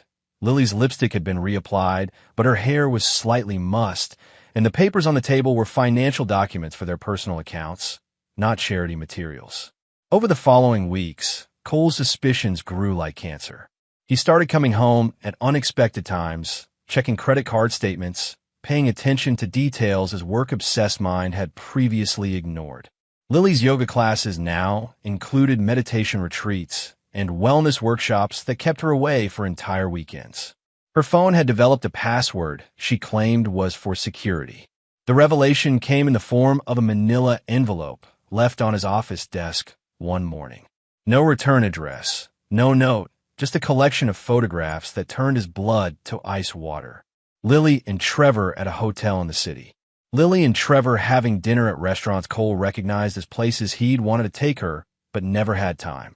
Lily and Trevor in his BMW, her hand on his thigh as they drove through Central Park.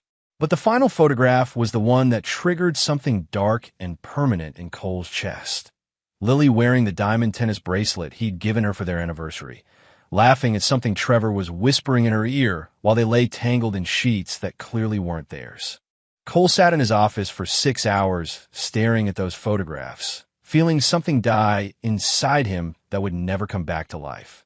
When Lily came home that evening, humming and carrying shopping bags from Bergdorf Goodman, he was waiting in the kitchen with the evidence spread across the granite island like autopsy photos. Care to explain these?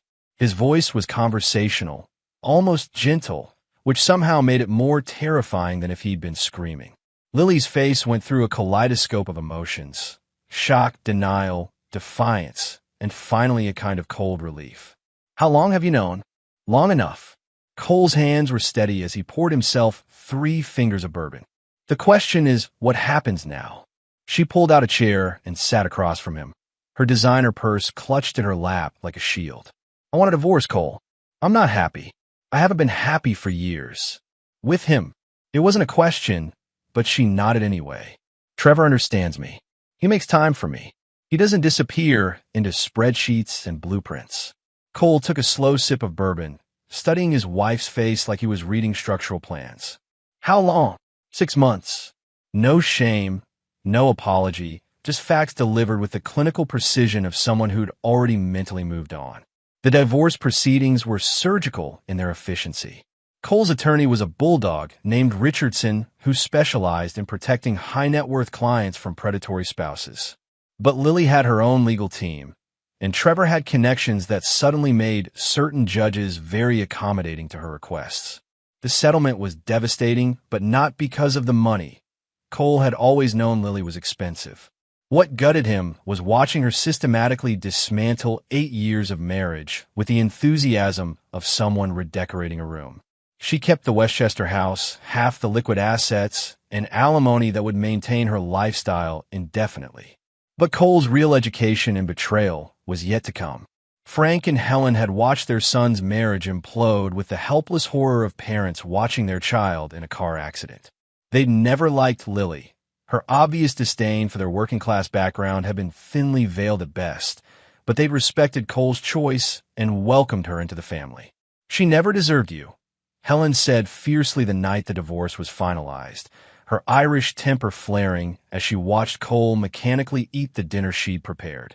That woman wouldn't know loyalty if it bit her on her surgically enhanced. Ma, Cole's voice cut through her tirade gently but firmly. It's done. But Frank was studying his son with worried eyes. What about the business, Cole? You got your whole life tied up in this company. Cole looked at his father, this man who'd sacrificed everything so his son could build something permanent and valuable. The business is solid, Dad. Nothing changes that. He was wrong. 3 weeks after his divorce was finalized, Cole arrived at the Brennan Construction headquarters to find his parents waiting in his office, wearing expressions he'd never seen before. Guilt mixed with terror, mixed with something that looked disturbingly like resignation.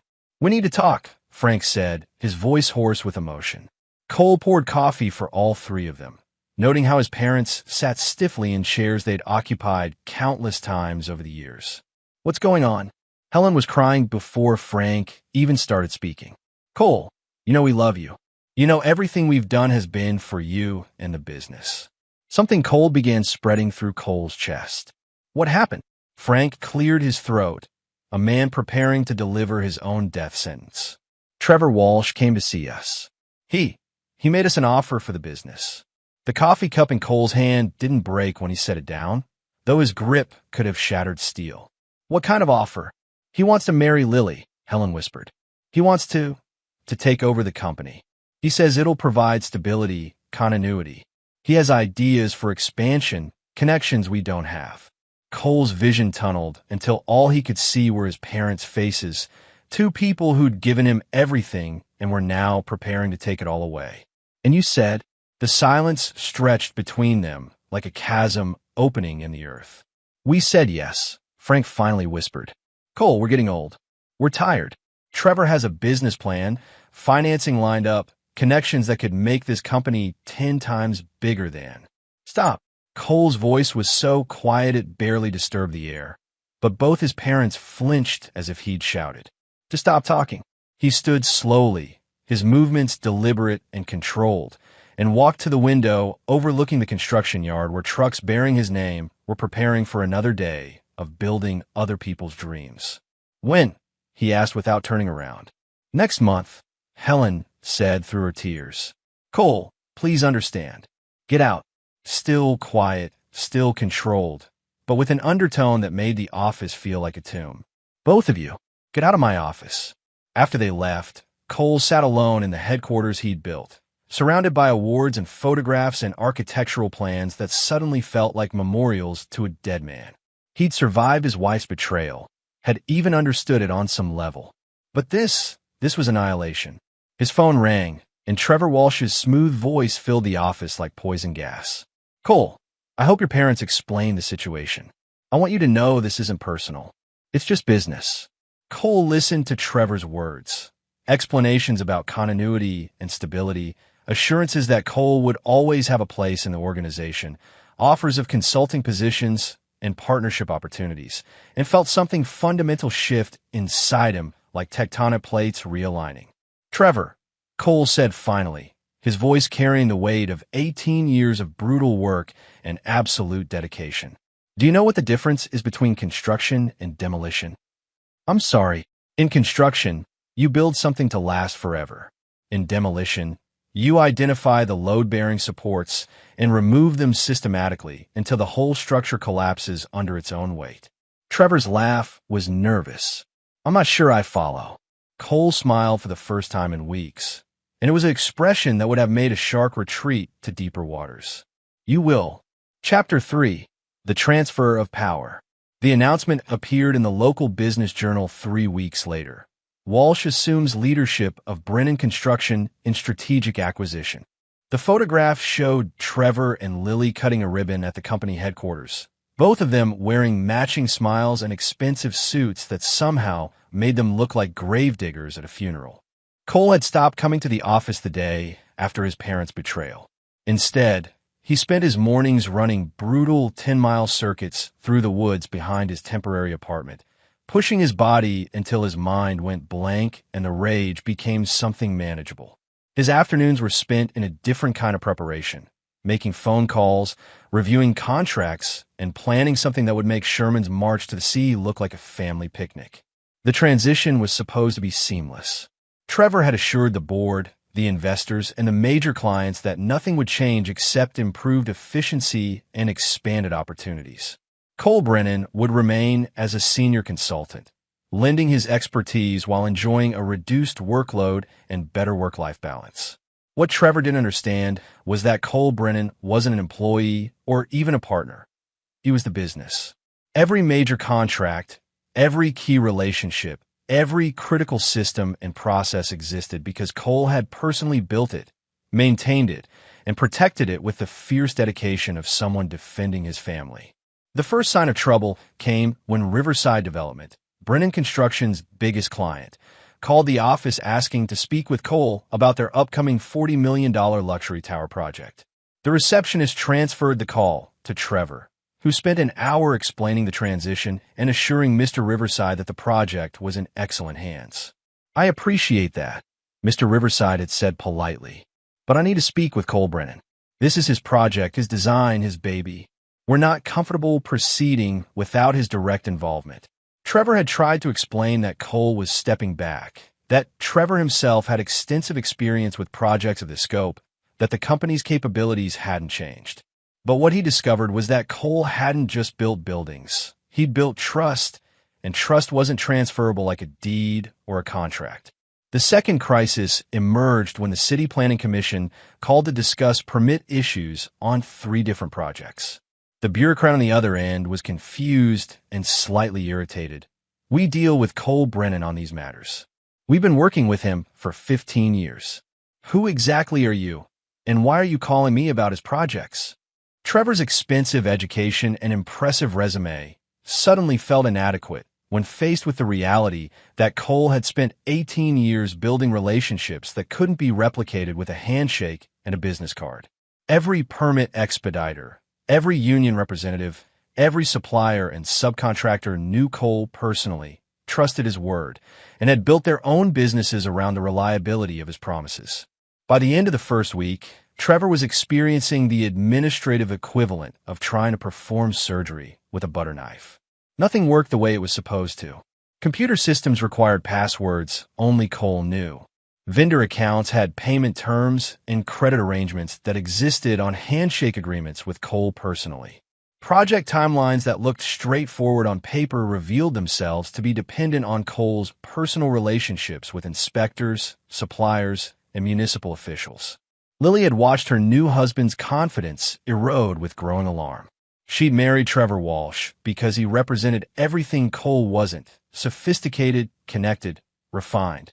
Trevor belonged to the right clubs, knew the right people, and promised to elevate her social status in ways Cole's blue-collar billions never could.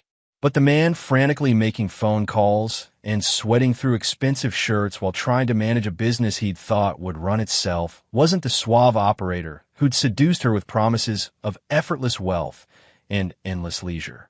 "You said this would be easy," she'd snapped after finding Trevor in his study at 2 in the morning, surrounded by contracts and looking like a man slowly drowning in paperwork. "You said Cole was replaceable." Trevor had looked up from municipal compliance manual with bloodshot eyes. "He is replaceable. It's just going to take time to establish new relationships." But time was the one thing they didn't have. The Riverside project had a hard deadline tied to seasonal construction windows and city permit expirations. The mixed-use development in Brooklyn needed foundation work to begin before ground freeze. Every day of delay cost thousands of dollars and damaged relationships that had taken Cole years to build. Meanwhile, Cole was working 18-hour days in his apartment, making calls and sending emails that looked routine but were actually surgical strikes against the business he'd spent his life building. He called in favors, activated relationships, and deployed his reputation like a weapon aimed at the heart of Trevor's newfangled leadership. A conversation with the head of the Concrete Workers Union was particularly satisfying. "Danny, it's Cole. I need to let you know that I'm no longer with Brennan Construction. Trevor Walsh is running things now." "Yes, that's right. Trevor Walsh. Never heard of him either. Just wanted you to know so you can adjust your expectations accordingly."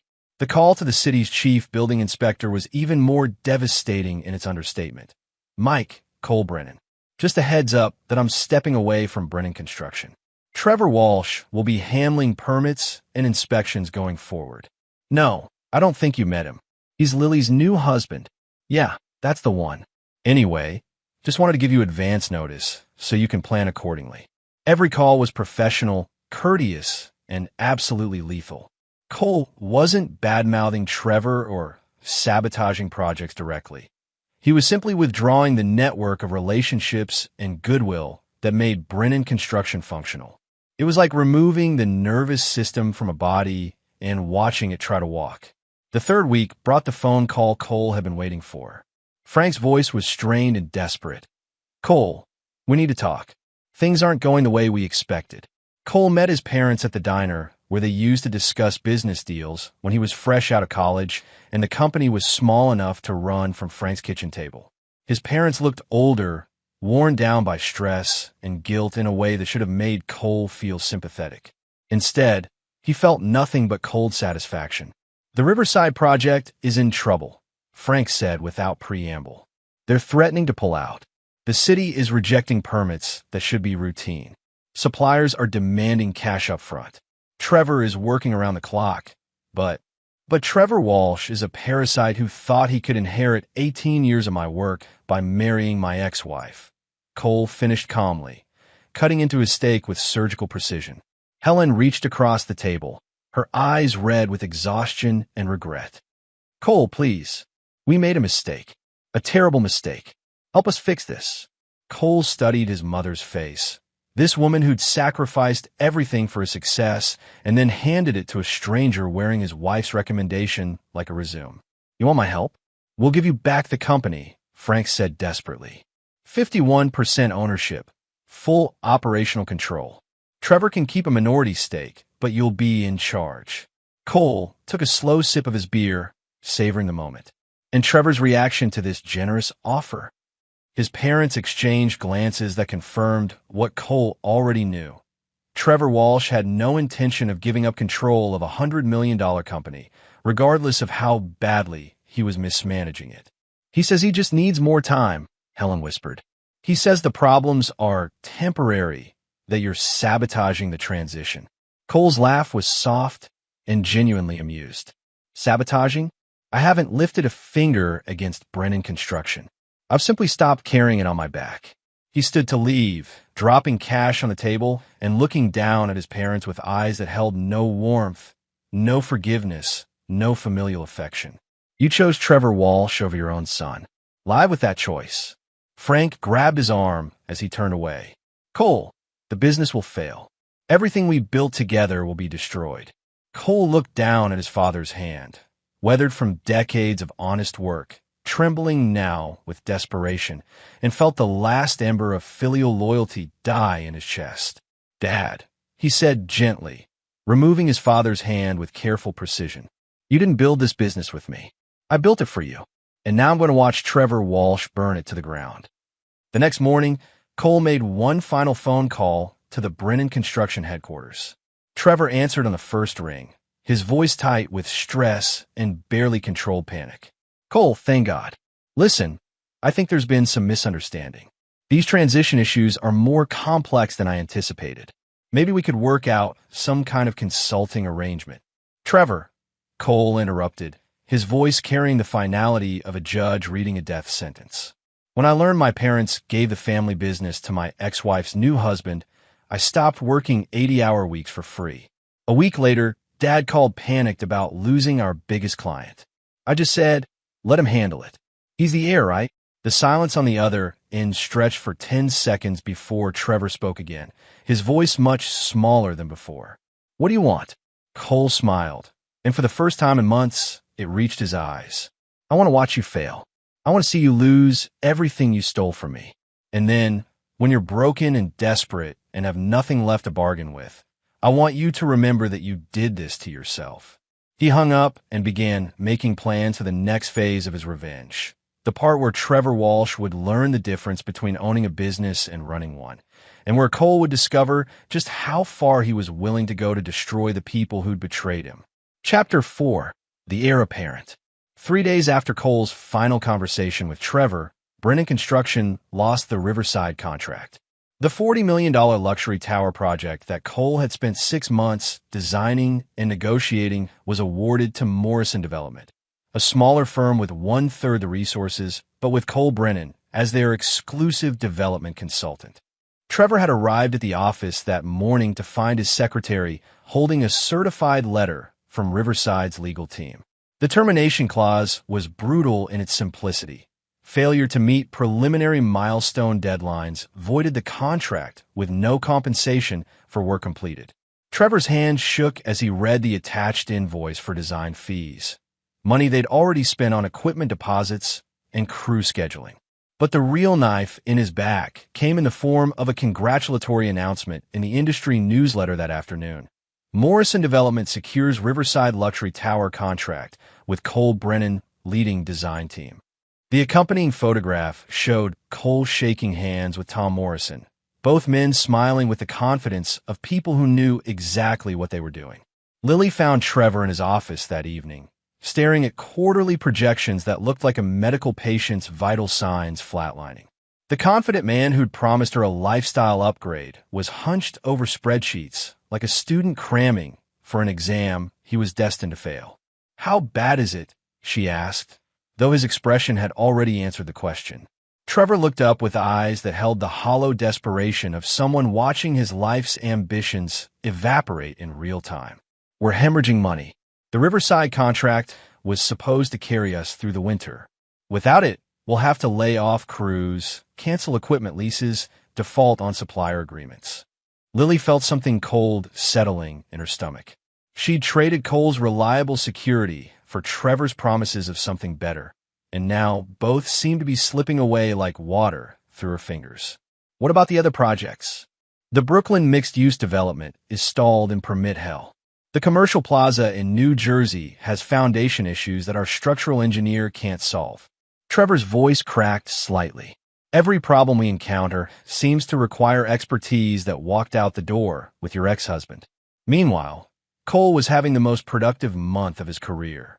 Morrison Development had given him complete creative control and a partnership percentage that made his previous salary look like an allowance. More importantly, Tom Morrison understood that Cole came with relationships and reputation that couldn't be bought or replicated. Morrison had said during their first official partnership meeting, "I've been trying to break into the high-end market for years. Contractors like us, we build solid, we build reliable, but we don't get invited to the parties where the real money gets discussed." Cole had smiled, already envisioning how to leverage his connections into opportunities that would dwarf anything Brennan Construction had ever attempted. "Tom, by this time next year, we won't need invitations. They'll be begging us to take their money." The plan was elegant in its simplicity. Systematically acquire every major project and key relationship that had made Brennan Construction successful, while simultaneously ensuring that Trevor Walsh's inexperience and desperation created enough chaos to prevent effective competition. Cole's first target was the municipal contracts that formed the backbone of Brennan's steady revenue. These weren't glamorous projects, school renovations, road repairs, municipal building maintenance, but they provided reliable cash flow and established credibility for larger bids. The key was understanding that municipal contracts weren't awarded based on who submitted the lowest bid, but on who had the most reliable track record and the best relationships with city officials. Cole had spent 15 years showing up to city council meetings, volunteering for community projects, and building trust with the bureaucrats who actually made contracting decisions. Trevor, meanwhile, was learning that wearing expensive suits and dropping names from his Columbia MBA program didn't carry much weight with a city planning commissioner who'd watched Cole Brennan deliver projects on time and under budget for the past decade. The conversation between Cole and Planning Commissioner Margaret Torres was a masterclass in strategic networking. "Maggie, I wanted to give you a heads up that I'm no longer with Brennan Construction. I've partnered with Morrison Development, and we're looking at bidding on the courthouse renovation project." "Cole, thank God," Torres had replied with genuine relief. "We were wondering what was happening over there." This Walsh character called yesterday asking about permit expedites, and honestly, we had no idea who he was or why he thought he could skip the normal review process. "Yeah, Trevor's new to municipal work," Cole had said with diplomatic understatement. "Anyway, Tom Morrison and I are putting together a proposal that I think will address all the historical preservation requirements while staying within budget." The courthouse renovation was a $15 million project that Trevor had been counting on to stabilize Brennan Construction's financial position. When Morrison Development was awarded the contract 2 weeks later, Trevor's reaction was volcanic. He'd stormed into Frank and Helen's office, demanding explanations for how their son was systematically destroying the business they'd handed over to him. "This is sabotage," Trevor had raged, waving the contract award letter like evidence of a crime. "Cole is deliberately undermining every project, poisoning every relationship. We need to take legal action." Frank had studied the younger man with the weary resignation of someone watching his life's work crumble. "What grounds? Cole isn't breaking any contracts or violating any agreements. He's just competing. He's using inside information, relationships he built while working for us. That has to be illegal." Helen had looked up from the financial statements that showed their company bleeding money like a severed artery. "Trevor, those relationships exist because Cole spent 18 years building trust and delivering results. You can't inherit loyalty like you inherit a bank account." But Trevor's desperation was evolving into something darker and more dangerous. He'd started making calls to lawyers, private investigators, and business consultants who specialized in hostile takeovers and competitive sabotage. If Cole Brennan wanted to play dirty, Trevor Walsh was prepared to escalate the conflict beyond the boundaries of traditional business competition. The call came on a Friday evening while Cole was reviewing architectural plans for Morrison Development's newest acquisition, a mixed-use complex that Brennan Construction had been bidding on for 8 months. Trevor's voice was different now, harder and more focused than the panicked desperation Cole had heard previously. "Cole, we need to meet. Face to face. I don't think we have anything to discuss, Trevor. We do if you want to avoid some very public and very expensive legal problems." Cole set down his pencil and gave Trevor his full attention. What kind of legal problems? The kind that happen when former employees use confidential information and proprietary relationships to compete against their former employer. Industrial espionage, theft of trade secrets, tortious interference with business relationships. Cole's laugh was genuinely amused. Trevor, I didn't steal anything. I built those relationships with my own work, my own reputation, my own credibility. You can't copyright trust. We'll see what a judge thinks. Monday morning, I'm filing suit for damages, injunctive relief, and criminal referral to the district attorney's office. The threat should have worried Cole, but instead, it energized him. Trevor Walsh was about to learn that legal warfare was just another type of construction project, and Cole Brennan had never lost a project he'd set his mind to completing. Trevor, Cole said quietly, you have no idea what you're about to start. Try me. Cole smiled, already planning his next move. See you in court. But litigation would be just the opening salvo in a war that would escalate far beyond lawsuits and injunctions. Trevor had made the mistake of threatening Cole with public humiliation and financial destruction, not understanding that Cole Brennan was the kind of man who responded to threats by removing the source of the threat permanently. The legal battle would provide perfect cover for the kind of systematic destruction that would leave Trevor Walsh with nothing but debt, disgrace, and the bitter knowledge that he'd brought it all on himself by stealing from the wrong man. Phase 2 of Cole's revenge was about to begin, and it would make the business competition look like a friendly disagreement between neighbors. Trevor had just declared war on someone who'd spent his entire life building things to last forever and who now had nothing left to lose. Chapter 5. Legal Warfare and Dirty Money. The lawsuit Trevor filed was comprehensive, aggressive, and completely misguided.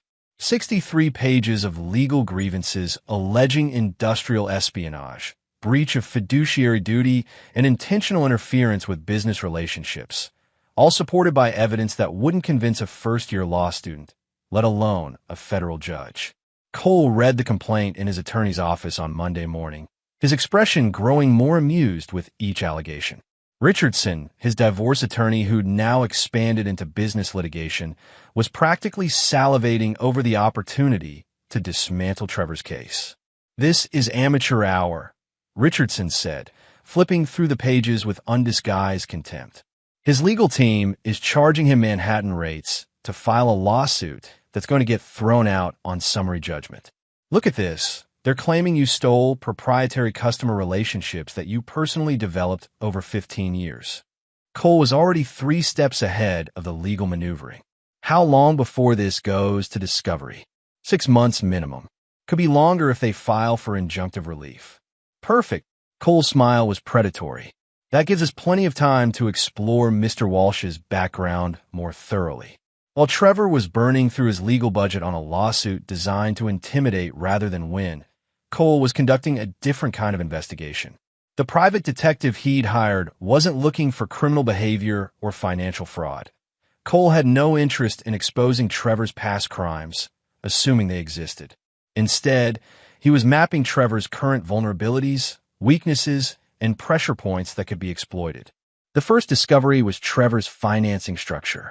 The smooth-talking businessman who'd convinced Frank and Helen Brennan to trust him with their life's work had acquired Brennan Construction through a complex web of leverage buyouts, private equity loans, and personal guarantees that made him personally liable for the company's debts. Trevor Walsh wasn't a successful entrepreneur. He was a financial acrobat who'd built his entire lifestyle on borrowed money and inflated asset valuations. The luxury watches, expensive cars, and exclusive club memberships were all financed through credit lines secured against business assets that were rapidly declining in value. But Cole's real breakthrough came when his investigator discovered the source of Trevor's initial capital, Margaret Walsh, Trevor's ex-wife, who'd received a substantial divorce settlement from her tech executive husband in California. Trevor had convinced her to invest her divorce money in his acquisition vehicle, promising returns that would set her up for life.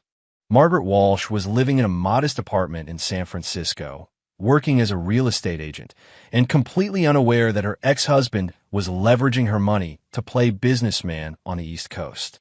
Her divorce settlement was secured against Brennan Construction's assets, making her an unwitting partner in Trevor's increasingly desperate venture.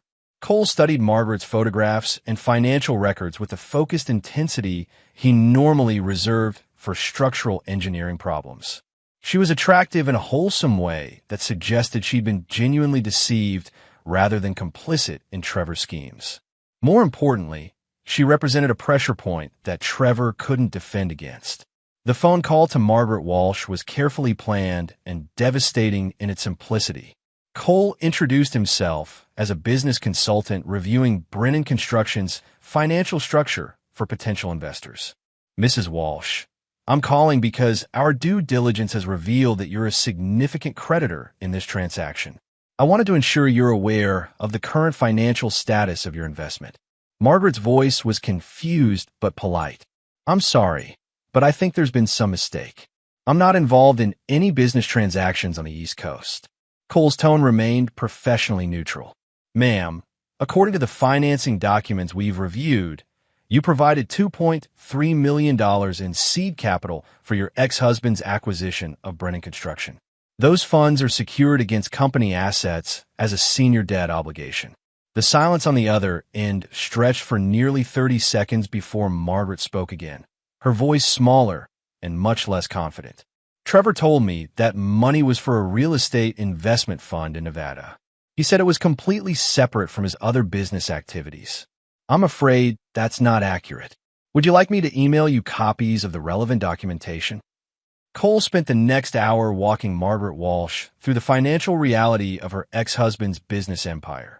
She learned that her divorce settlement was tied to a construction company she'd never heard of, securing debts she'd never authorized, for a business venture that was hemorrhaging money at an alarming rate.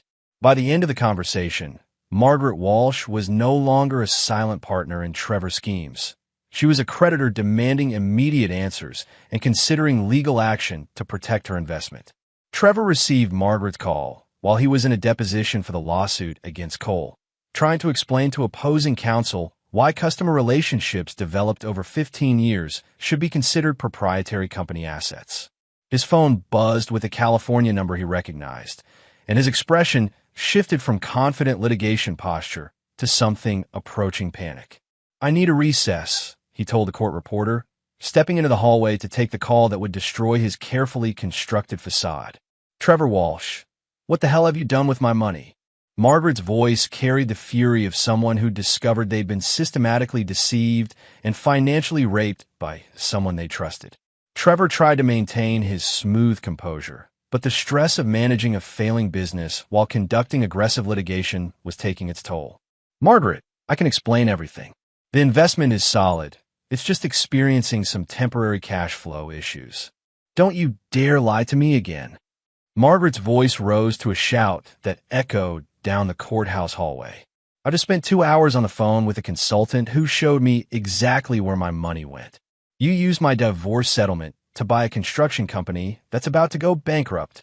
Trevor's carefully managed public image cracked as other attorneys and court personnel turned to stare at the well-dressed businessman having what appeared to be a very public financial meltdown in a federal courthouse. Margaret, please. We can work this out. The company just needs time to stabilize. Time. Margaret's laugh was bitter and sharp. Trevor, you're 3 months behind on debt service. Your biggest contracts have been canceled, and you're burning through operating capital like you're trying to heat the building by setting money on fire. I want my investment back. I want it back now. And if you can't produce it, my attorney will be in touch about asset recovery options. The call ended with Margaret hanging up, leaving Trevor standing in a courthouse hallway, holding a dead phone, and realizing that his financial house of cards was about to collapse with spectacular and very public consequences.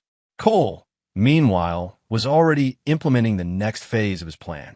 Margaret Walsh's financial panic would force Trevor to liquidate assets or secure emergency financing, both of which would require disclosing the true scope of Brennan Construction's financial problems to investors and creditors who've been operating under very different assumptions about the company's stability.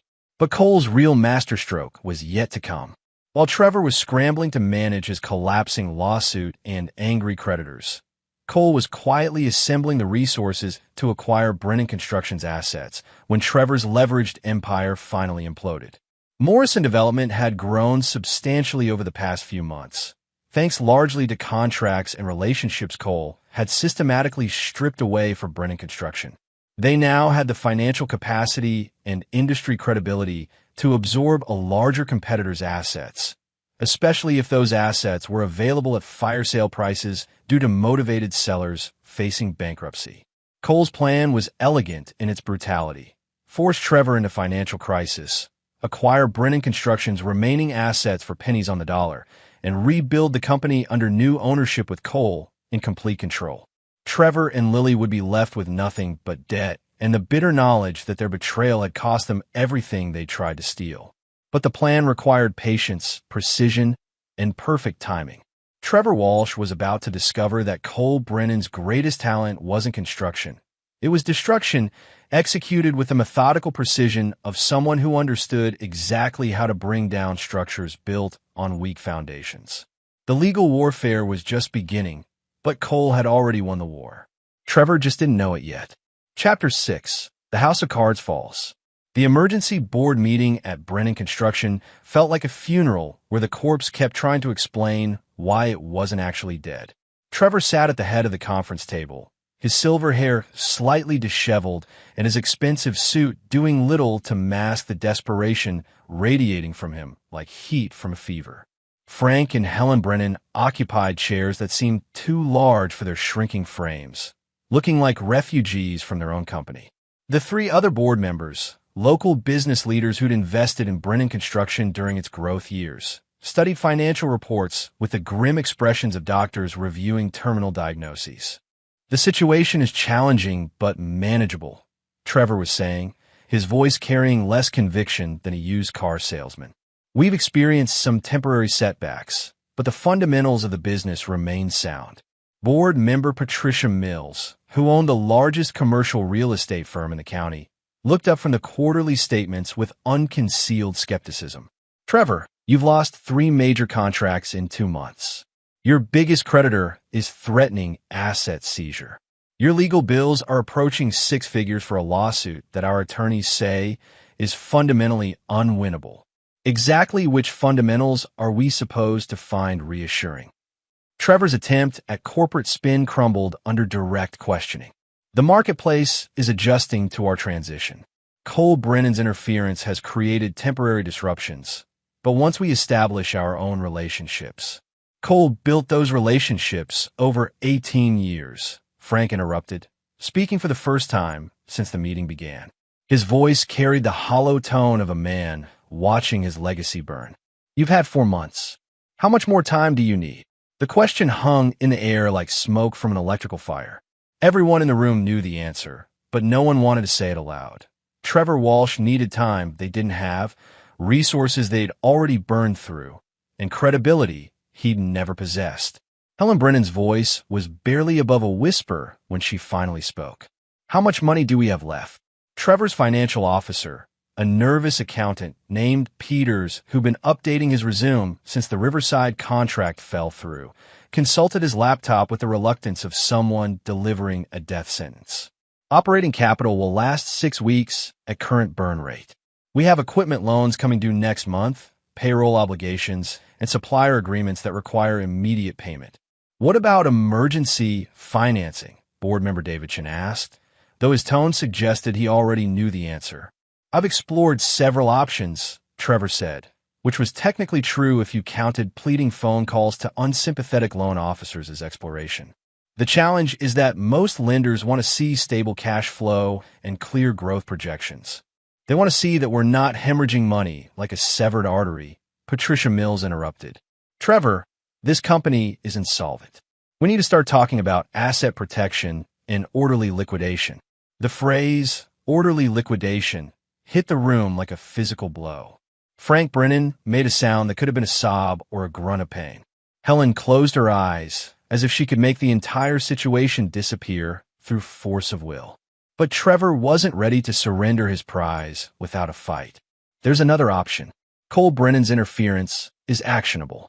if we can prove he's deliberately sabotaging our business relationships. For Christ's sake, Trevor. Frank's voice exploded with months of accumulated frustration and regret. Cole isn't sabotaging anything. He's competing. He's doing exactly what I taught him to do: build relationships, deliver results, and take care of his customers. The only difference is he's not doing it for us anymore. The outburst silenced the room.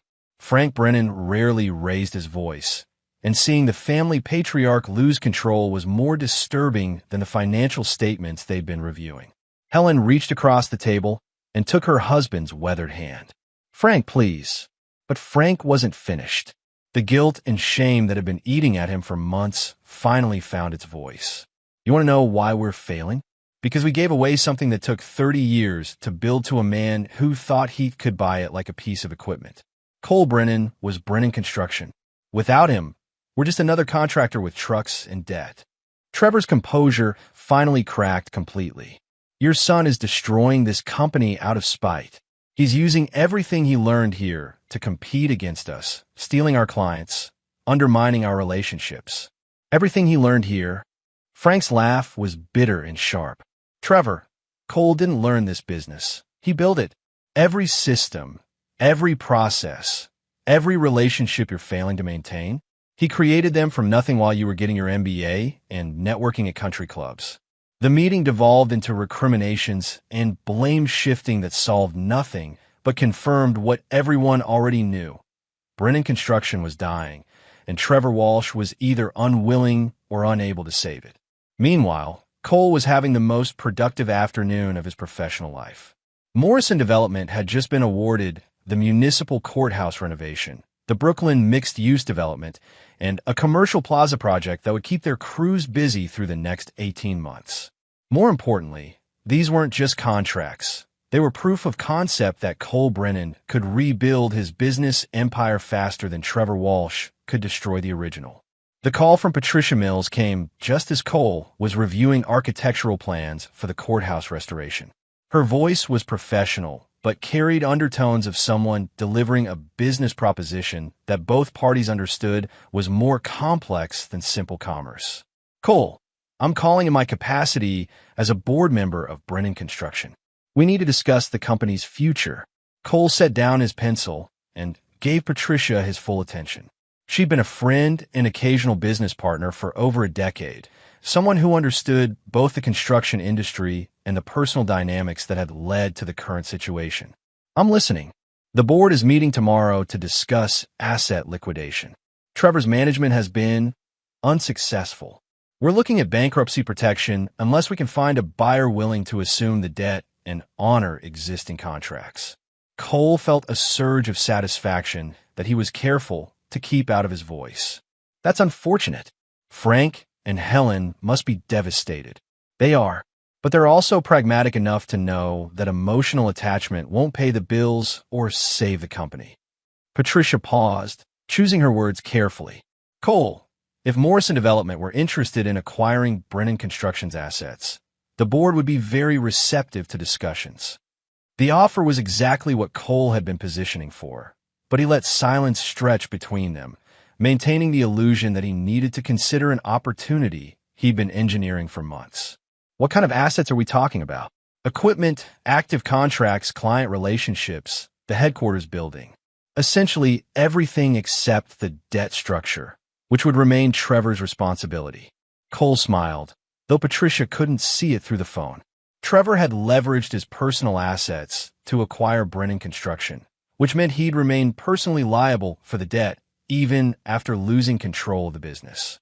It was financial death by 1,000 cuts, slowly bleeding money to creditors while watching someone else profit from the assets he'd thought he owned. "I'd need to review the numbers," Cole said, maintaining his professional tone, "and any acquisition would be contingent on Morrison Development having complete operational control. Of course, Trevor would retain a minority ownership stake, but operational decisions would be entirely yours." Cole almost laughed at the irony. Trevor Walsh would become a silent partner in the business he'd stolen, watching Cole rebuild it while remaining legally obligated to pay the debts Trevor had accumulated during his disastrous tenure. "Patricia, I'll have my attorney draw up a preliminary offer. But I want to be clear about one thing. This would be a hostile acquisition. Trevor Walsh would have no operational authority, no management input, and no decision-making power. Morrison Development would be acquiring assets, not partnerships. Understood. Frankly, Cole, the board is more concerned with salvaging something from this situation than protecting Trevor's ego. After the call ended, Cole sat in his office, looking out at the construction yard where Morrison Development's trucks were preparing for another day of building other people's dreams. In 6 months, those trucks would bear the Brennan Construction logo again, but this time the company would belong to someone who understood the difference between owning a business and earning it. Trevor Walsh had wanted to inherit Cole's empire without paying the price Cole had paid to build it. Soon, Trevor would learn that some things couldn't be stolen. They could only be earned through 18 years of brutal work, absolute dedication, and the kind of ruthless determination that turned betrayal into motivation rather than defeat. The final phase of Cole's revenge was about to begin, and it would be far more devastating than anything Trevor could have imagined when he'd first decided to steal another man's life. Chapter 7. The Acquisition. The Morrison Development conference room felt like a courtroom where the verdict had already been decided. Cole sat at the head of the polished mahogany table, flanked by his attorney Richardson and financial advisor Catherine Lynch, reviewing acquisition documents that would effectively erase Trevor Walsh from the construction industry. Across the table, Trevor looked like a man attending his own execution. His expensive suit couldn't hide the weight loss, the shadows under his eyes, or the way his hands trembled slightly as he signed papers that would strip him of everything he'd thought he'd won. His own attorney, a corporate specialist named Hendricks, kept shooting apologetic glances that suggested he'd advised against this meeting entirely. Frank and Helen Brennan sat to Trevor's right, their faces etched with the kind of grief normally reserved for actual funerals. They were watching their life's work change hands for the second time in a year, but this time they understood they were selling to someone who'd earned the right to own it. The acquisition price is $4.2 million, Catherine Lynch announced, her voice carrying the clinical precision of someone reading a medical examiner's report. Morrison Development will assume all active contracts, equipment leases, and client relationships. Mr. Walsh retains responsibility for all existing debt obligations, legal liabilities, and creditor agreements. Trevor's attorney leaned forward. My client should clarify that the debt obligations total approximately $7.8 million. Cole's expression didn't change, but his voice carried a note of mock concern. Trevor, that seems like quite a burden. Are you sure you can handle the financial responsibility? The question was designed to humiliate, and it succeeded. Trevor had spent months positioning himself as a sophisticated businessman who could manage a complex enterprise, and now he was being forced to admit that his management had accumulated debt nearly twice the company's current value. The debt is manageable, Trevor said through gritted teeth, though everyone in the room knew he was lying. Patricia Mills, representing the board's interests, cleared her throat diplomatically. Perhaps we should review the operational transition timeline. Cole smiled with the satisfaction of someone about to deliver the final stroke. There won't be a transition period. Morrison Development takes operational control immediately upon contract execution. All management decisions, personnel assignments, and strategic planning become our exclusive responsibility. What about existing staff?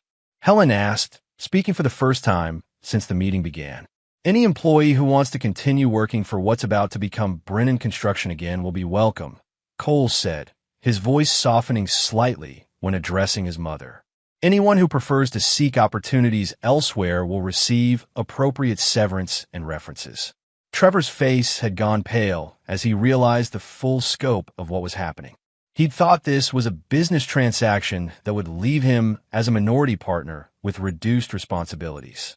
Instead, he was being completely ejected from the company he'd acquired through marriage and leverage buyouts. I want to retain some operational input, Trevor said desperately. Advisory, capacity, strategic consultation, something that recognizes my investment and expertise. Cole's laugh was genuinely amused. Trevor, Your expertise has cost this company 60% of its value in 4 months. What exactly would you advise us to do? How to lose more contracts? How to alienate more clients? How to accumulate more debt? Richardson slid a thick folder across the table to Trevor's attorney. Your client might want to review these documents before making any demands about ongoing involvement. Hendricks opened the folder, and his expression immediately shifted from professional concern to barely concealed alarm. The documents contained a comprehensive analysis of Trevor's financial exposure, including personal guarantees, leveraged assets, and cross-collateralized debt that would take years to resolve even if he found stable employment immediately. Your client is personally liable for equipment loans, supplier agreements, and legal settlements that will continue generating obligations long after this acquisition is completed, Richardson explained with clinical detachment. Frankly, Mr. Walsh should be focused on bankruptcy protection rather than management consultation. Trevor's composure finally shattered completely. This is extortion. You're stealing a company that I legitimately acquired. Cole's voice remained perfectly calm. Trevor, you acquired this company through marriage to my ex-wife and promises you couldn't keep to parents who trusted your lies. I'm acquiring it through legitimate business competition and superior performance. The difference is that I actually know how to run it. Frank Brennan had been silent through most of the negotiation, but now he looked across the table at his son with eyes that held recognition, regret, and something that might have been pride. Cole, Frank said quietly, we owe you an apology that can never be adequate. We let fear and age and stupidity convince us to give away something that belonged to you. Cole studied his father's face, this man who'd sacrificed everything to build a business that could support his family and provide opportunities for his son. For the first time since this entire nightmare began, Cole felt something other than cold fury. Dad, you built this company from nothing. You gave me opportunities and training and support that most people never get. You don't owe me an apology for trusting the wrong person. Helen was crying now, tears streaming down her weathered cheeks as she watched her son reclaim his birthright through sheer force of will and business acumen. Will you keep the Brennan name? She asked through her tears. Cole's smile was gentle and genuine for the first time in months. Ma, it was always the Brennan name. That never changed. The contract signing took another hour, with Trevor reluctantly executing documents that would leave him financially devastated but legally powerless to interfere with the company's operations. When the last signature was complete, Cole stood and walked around the table to where Trevor sat, slumped in defeat. Trevor, Cole said quietly, I want you to understand something. This isn't about business competition or market dynamics. This is about the difference between earning something and stealing it. You thought you could inherit 18 years of my work by marrying my ex-wife. Now you get to learn what it feels like to lose everything you thought you owned. Trevor looked up with eyes that held a mixture of hatred and desperation. This isn't over, Cole. I won't just disappear quietly. Cole's expression hardened back into the merciless focus that had driven his revenge campaign. Trevor, you're $7.8 million in debt, personally liable for business obligations you can't meet, and legally prohibited from interfering with Brennan Construction's operations. You're already disappearing. The only question is how much noise you'll make while you're sinking. He turned to address the room. Morrison Development will transition Brennan Construction back to independent operations within 60 days. All current employees will receive new contracts with improved compensation packages. All existing clients will be contacted personally to ensure continuity of service. Cole paused at the door, looking back at Trevor one final time. Oh, and Trevor? Lily's alimony payments from my divorce settlement in next month.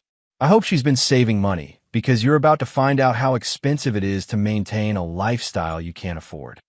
The door closed behind him with the finality of a tomb sealing shut, leaving Trevor Walsh alone with the wreckage of his ambitions and the dawning realization that Cole Brennan's revenge was far from over. Chapter 8. The Unraveling. The first eviction notice arrived at Trevor and Lily's Westchester mansion on a Tuesday morning, delivered by a sheriff's deputy who seemed apologetic about the whole business. Lily stood in her silk robe and designer slippers, staring at legal documents that might as well have been written in hieroglyphics for all the sense they made to her. "There must be some mistake," she told the deputy, her voice carrying the confident dismissal of someone accustomed to problems that money could solve. "My husband handles all the financial matters." The deputy, a middle-aged man who delivered enough bad news to recognize denial when he saw it, simply nodded. "Ma'am, you'll need to contact the creditor directly. The paperwork explains your options." After he left, Lily found Trevor in his study, surrounded by towers of legal documents and empty coffee cups, looking like a general planning a defense with an army that had already deserted. His silver hair was uncombed, his expensive shirt wrinkled from sleeping in his chair, and his eyes held the hollow stare of someone watching his world collapse in real time. "Trevor, there's a man here saying we're being evicted. That's impossible, right? This is our house." Trevor looked up from a credit card statement that might as well have been a suicide note. "Lily, we need to talk." The conversation that followed was a masterclass in financial devastation. Lily learned that the mansion was mortgaged against Trevor's business assets, which now belonged to Cole Brennan. The cars were leased through corporate accounts that had been frozen. The credit cards were maxed out and being called in by banks that no longer considered Trevor a reliable risk. "How much money do we have?" Lily asked, her voice small and frightened. Trevor's laugh was the sound of a man who'd run out of miracles. "In liquid assets? About $8,000. Maybe 10 if we sell your jewelry." Lily felt the room spinning as she processed the magnitude of their situation. "But you said you were a successful businessman. You said you had investments, connections, resources. That's a lot of things."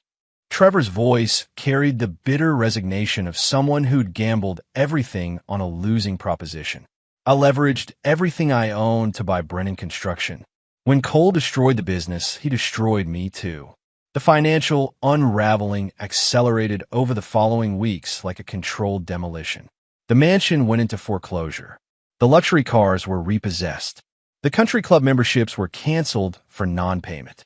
Trevor's carefully constructed image as a successful entrepreneur evaporated like morning mist, leaving behind only debt and the bitter knowledge that he'd been systematically outmaneuvered by someone he'd underestimated. But Cole wasn't finished. The private investigator Cole had hired wasn't looking for criminal evidence or financial fraud. He was mapping every aspect of Trevor and Lily's social and professional networks, identifying pressure points that could be exploited to ensure their exile from the circles they'd try to join. The revelation came in the form of a detailed report about Trevor's previous business ventures, all of which followed the same pattern. Charm investors with impressive credentials, leverage their money to acquire assets, then systematically strip value while accumulating personal debt. Trevor Walsh wasn't a businessman.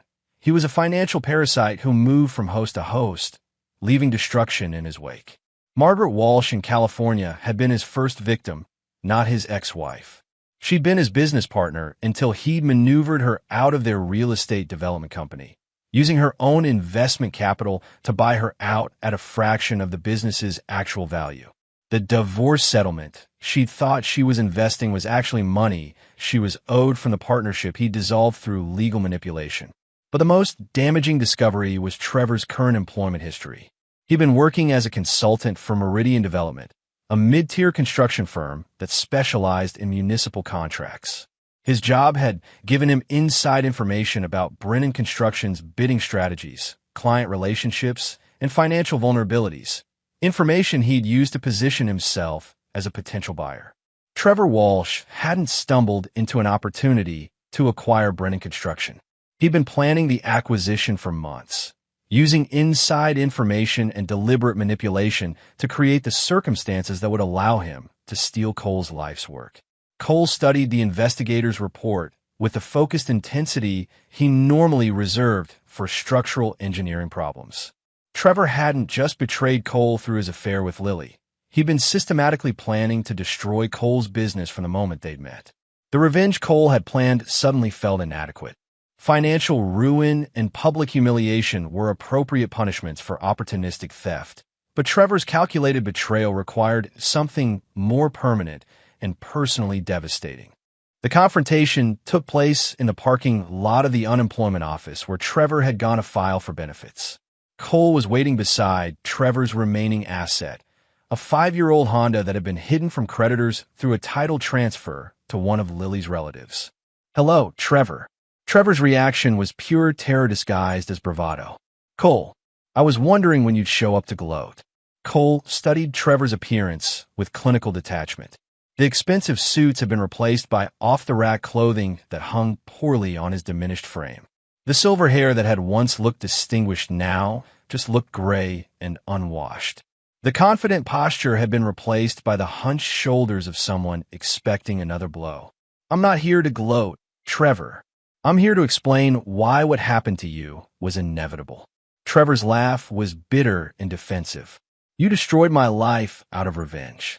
Don't try to dress it up as some kind of cosmic justice." Cole's voice remained perfectly calm. "Trevor, I didn't destroy your life. I just stopped propping it up. Everything you lost, the business, the money, the respect, the lifestyle, none of it was ever really yours. You were borrowing against other people's work and other people's trust." He pulled out a folder containing the investigator's report. "Margaret Walsh in California. The Patterson Development Partnership in Phoenix. The Residential Construction Company in Denver. You've been running this same scam for 15 years, haven't you?" Trevor's face went white as he recognized the documented pattern of his financial predation. Those were legitimate business transactions. Legitimate. Cole's voice carried a note of genuine curiosity. "Trevor, you systematically identified successful businesses, infiltrated their operations, gained the trust of key stakeholders, then engineered circumstances that allowed you to acquire control while leaving the original owners responsible for the debt." The folder hit the Honda's hood with a sound like a gavel falling.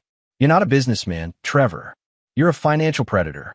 And predators only survive as long as their prey doesn't recognize what they are."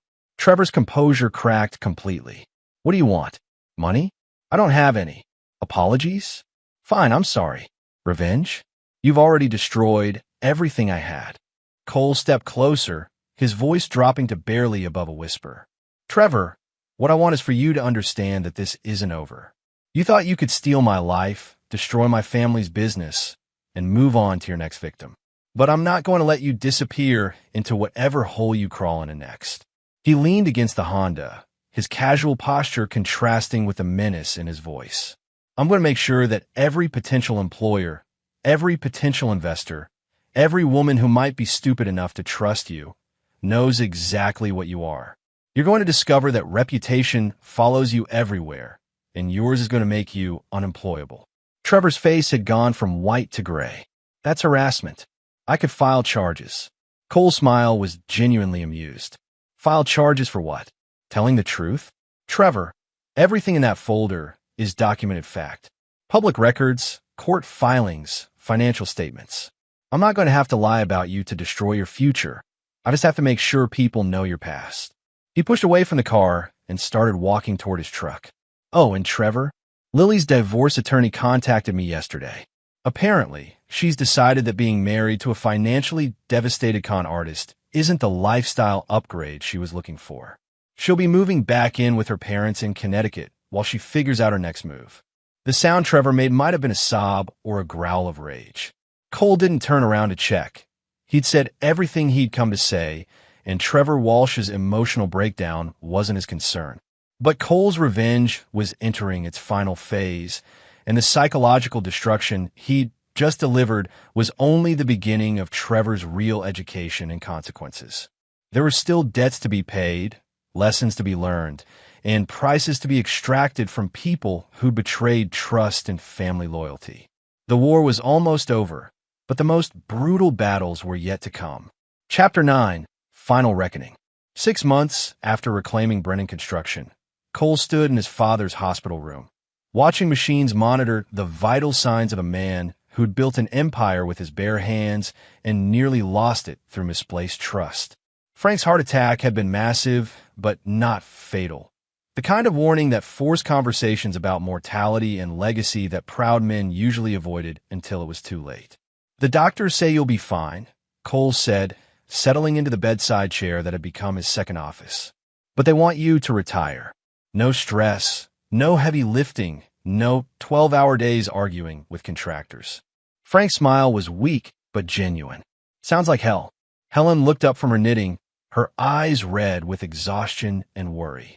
Frank Brennan, you'll do exactly what the doctors tell you, or I'll finish what that heart attack started. The family dynamic felt different now. Less strained, more honest. The betrayal and reconciliation had burned away the polite distance that had developed over the years, leaving behind the raw affection of people who'd survived something terrible together. What about the business? Frank asked, though they all knew the answer.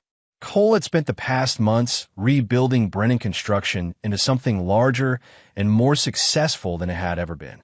The combination of Morrison Development's resources with the Brennan name's reputation had created opportunities that neither company could have achieved separately. They were now the largest construction firm in the tri-state area, with projects that would keep them busy for the next 5 years. The business is solid, Dad. Better than solid. We're turning away work because we don't have enough crews to handle all the contracts. Frank nodded, his eyes drifting to the window, where he could see construction cranes in the distance. Cole, I need to ask you something, and I want an honest answer. Cole set down the quarterly reports he'd been reviewing. Anything. Do you forgive us? Your mother and me, for what we did with Trevor? The question hung in the room like smoke from an electrical fire. Helen stopped knitting, her fingers frozen in mid-stitch. The machines continued their electronic chorus, marking time while Cole considered how to answer.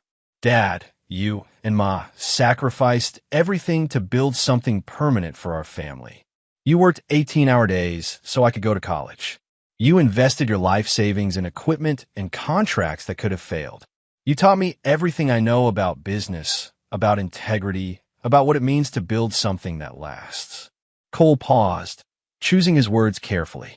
Trevor Walsh convinced you that I was burning out, that the business needed fresh leadership, that change would be good for everyone. He manipulated your love for me and your fear for the company's future. You didn't betray me. You were betrayed by someone who understood exactly how to exploit your best instincts. Frank's eyes were bright with tears he was too proud to shed. But we should have trusted you. We should have known. Dad, you to trust me. You trusted me to understand why you made the choices you made, and you trusted me to fix the problems those choices created. Cole's voice carried the certainty of someone who'd thought through every aspect of a complex situation. You were right on both counts. Helen finally spoke, her voice barely above a whisper.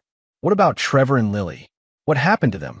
Cole's expression hardened slightly, but his voice remained conversational.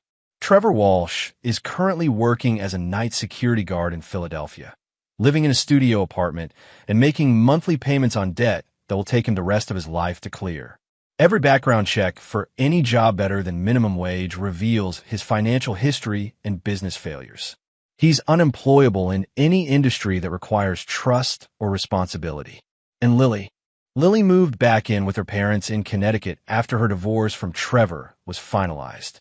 She's working at a boutique in Greenwich, trying to rebuild her social standing with people who remember when she was married to someone successful. Cole's smile was coldly satisfied. She discovered that her connections to high society were based on my money and status, not her personal charm. Without those, she's just another divorced woman with expensive tastes and no income. Helen's expression was troubled. Cole, that seems harsh. Cole turned to face his mother directly. Ma, these people didn't make mistakes or errors in judgment. They planned and executed a deliberate theft of our family's life work. Trevor used inside information to position himself as a buyer, then manipulated you and Dad into trusting him. Lily violated 8 years of marriage vows and betrayed every promise she'd ever made to me. His voice carried the finality of concrete setting. They made calculated decisions to steal from us, destroy our family, and profit from our destruction. What happened to them isn't harsh, it's proportional. They gambled our family's future on their ability to manipulate us, and they lost. Frank studied his son's face with the recognition of someone seeing familiar traits in a different context. You really don't forgive or forget, do you? Dad, forgiveness is for people who make mistakes and learn from them. Trevor and Lily didn't make mistakes. They made choices. and choices have consequences. The conversation was interrupted by a knock on the hospital room door. Cole's attorney Richardson entered with a man Cole didn't recognize. Well-dressed, professional, carrying the kind of expensive briefcase that suggested either very good news or very bad problems. "Cole, this is Detective Ray Morrison from the FBI's Financial Crimes Unit. He'd like to ask you some questions about Trevor Walsh." Cole's expression didn't change, but he gestured for the detective to take a seat. "What can I help you with, detective?" Morrison consulted his notes with the methodical precision of someone building a case. "Mr. Brennan, we're investigating Mr. Walsh in connection with a pattern of investment fraud and identity theft. Your private investigator's report was forwarded to our office by one of Walsh's previous victims, Margaret Walsh in California, among others. It appears Mr. Walsh has been running similar schemes for over a decade, using romantic relationships and business partnerships to gain access to victims' assets." Morrison looked up from his notes. "We'd like your cooperation in documenting his activities related to Brennan Construction." Cole felt a surge of satisfaction that he was careful to keep out of his expression. "Detective, I'll provide whatever assistance your investigation requires." But privately, Cole was already calculating how Trevor's arrest and prosecution would affect his long-term plans for revenge. A criminal conviction would ensure that Trevor's financial and social destruction became permanent and public, eliminating any possibility of rehabilitation or recovery. The detective left his contact information and promised to follow up within the week.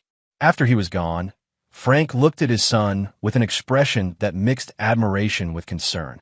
"Cole, did you know about Trevor's criminal history when you started your campaign against him?" "No, Dad. I knew he was a predator and a manipulator, but I didn't know about the fraud pattern." Cole's smile was genuinely amused. "I was planning to destroy him through legitimate business competition and financial pressure. The criminal prosecution is just a bonus." Helen shook her head in amazement. "Cole, sometimes you frighten me a little. Ma, I don't start fights. But when someone attacks our family, I finish them completely and permanently." Cole's voice carried the implacable certainty of someone who'd never lost a battle he'd chosen to fight. Trevor Walsh and Lily made the mistake of thinking they could steal from us and move on to their next victims. They're going to spend the rest of their lives learning how wrong they were. Frank reached out and took his son's hand, his grip still strong despite the heart attack. "Cole, I'm proud of you, not just for saving the business, but for protecting our family when we were too old and stupid to protect ourselves." Cole squeezed his father's hand gently. "Dad, you and Ma built something worth protecting. All I did was make sure it stayed in the right hands." As Cole left the hospital that evening, he reflected on how completely his world had changed in less than a year. He'd lost a wife who'd never deserved his loyalty, learned the true character of people he'd trusted, and discovered exactly how far he was willing to go to protect what mattered most.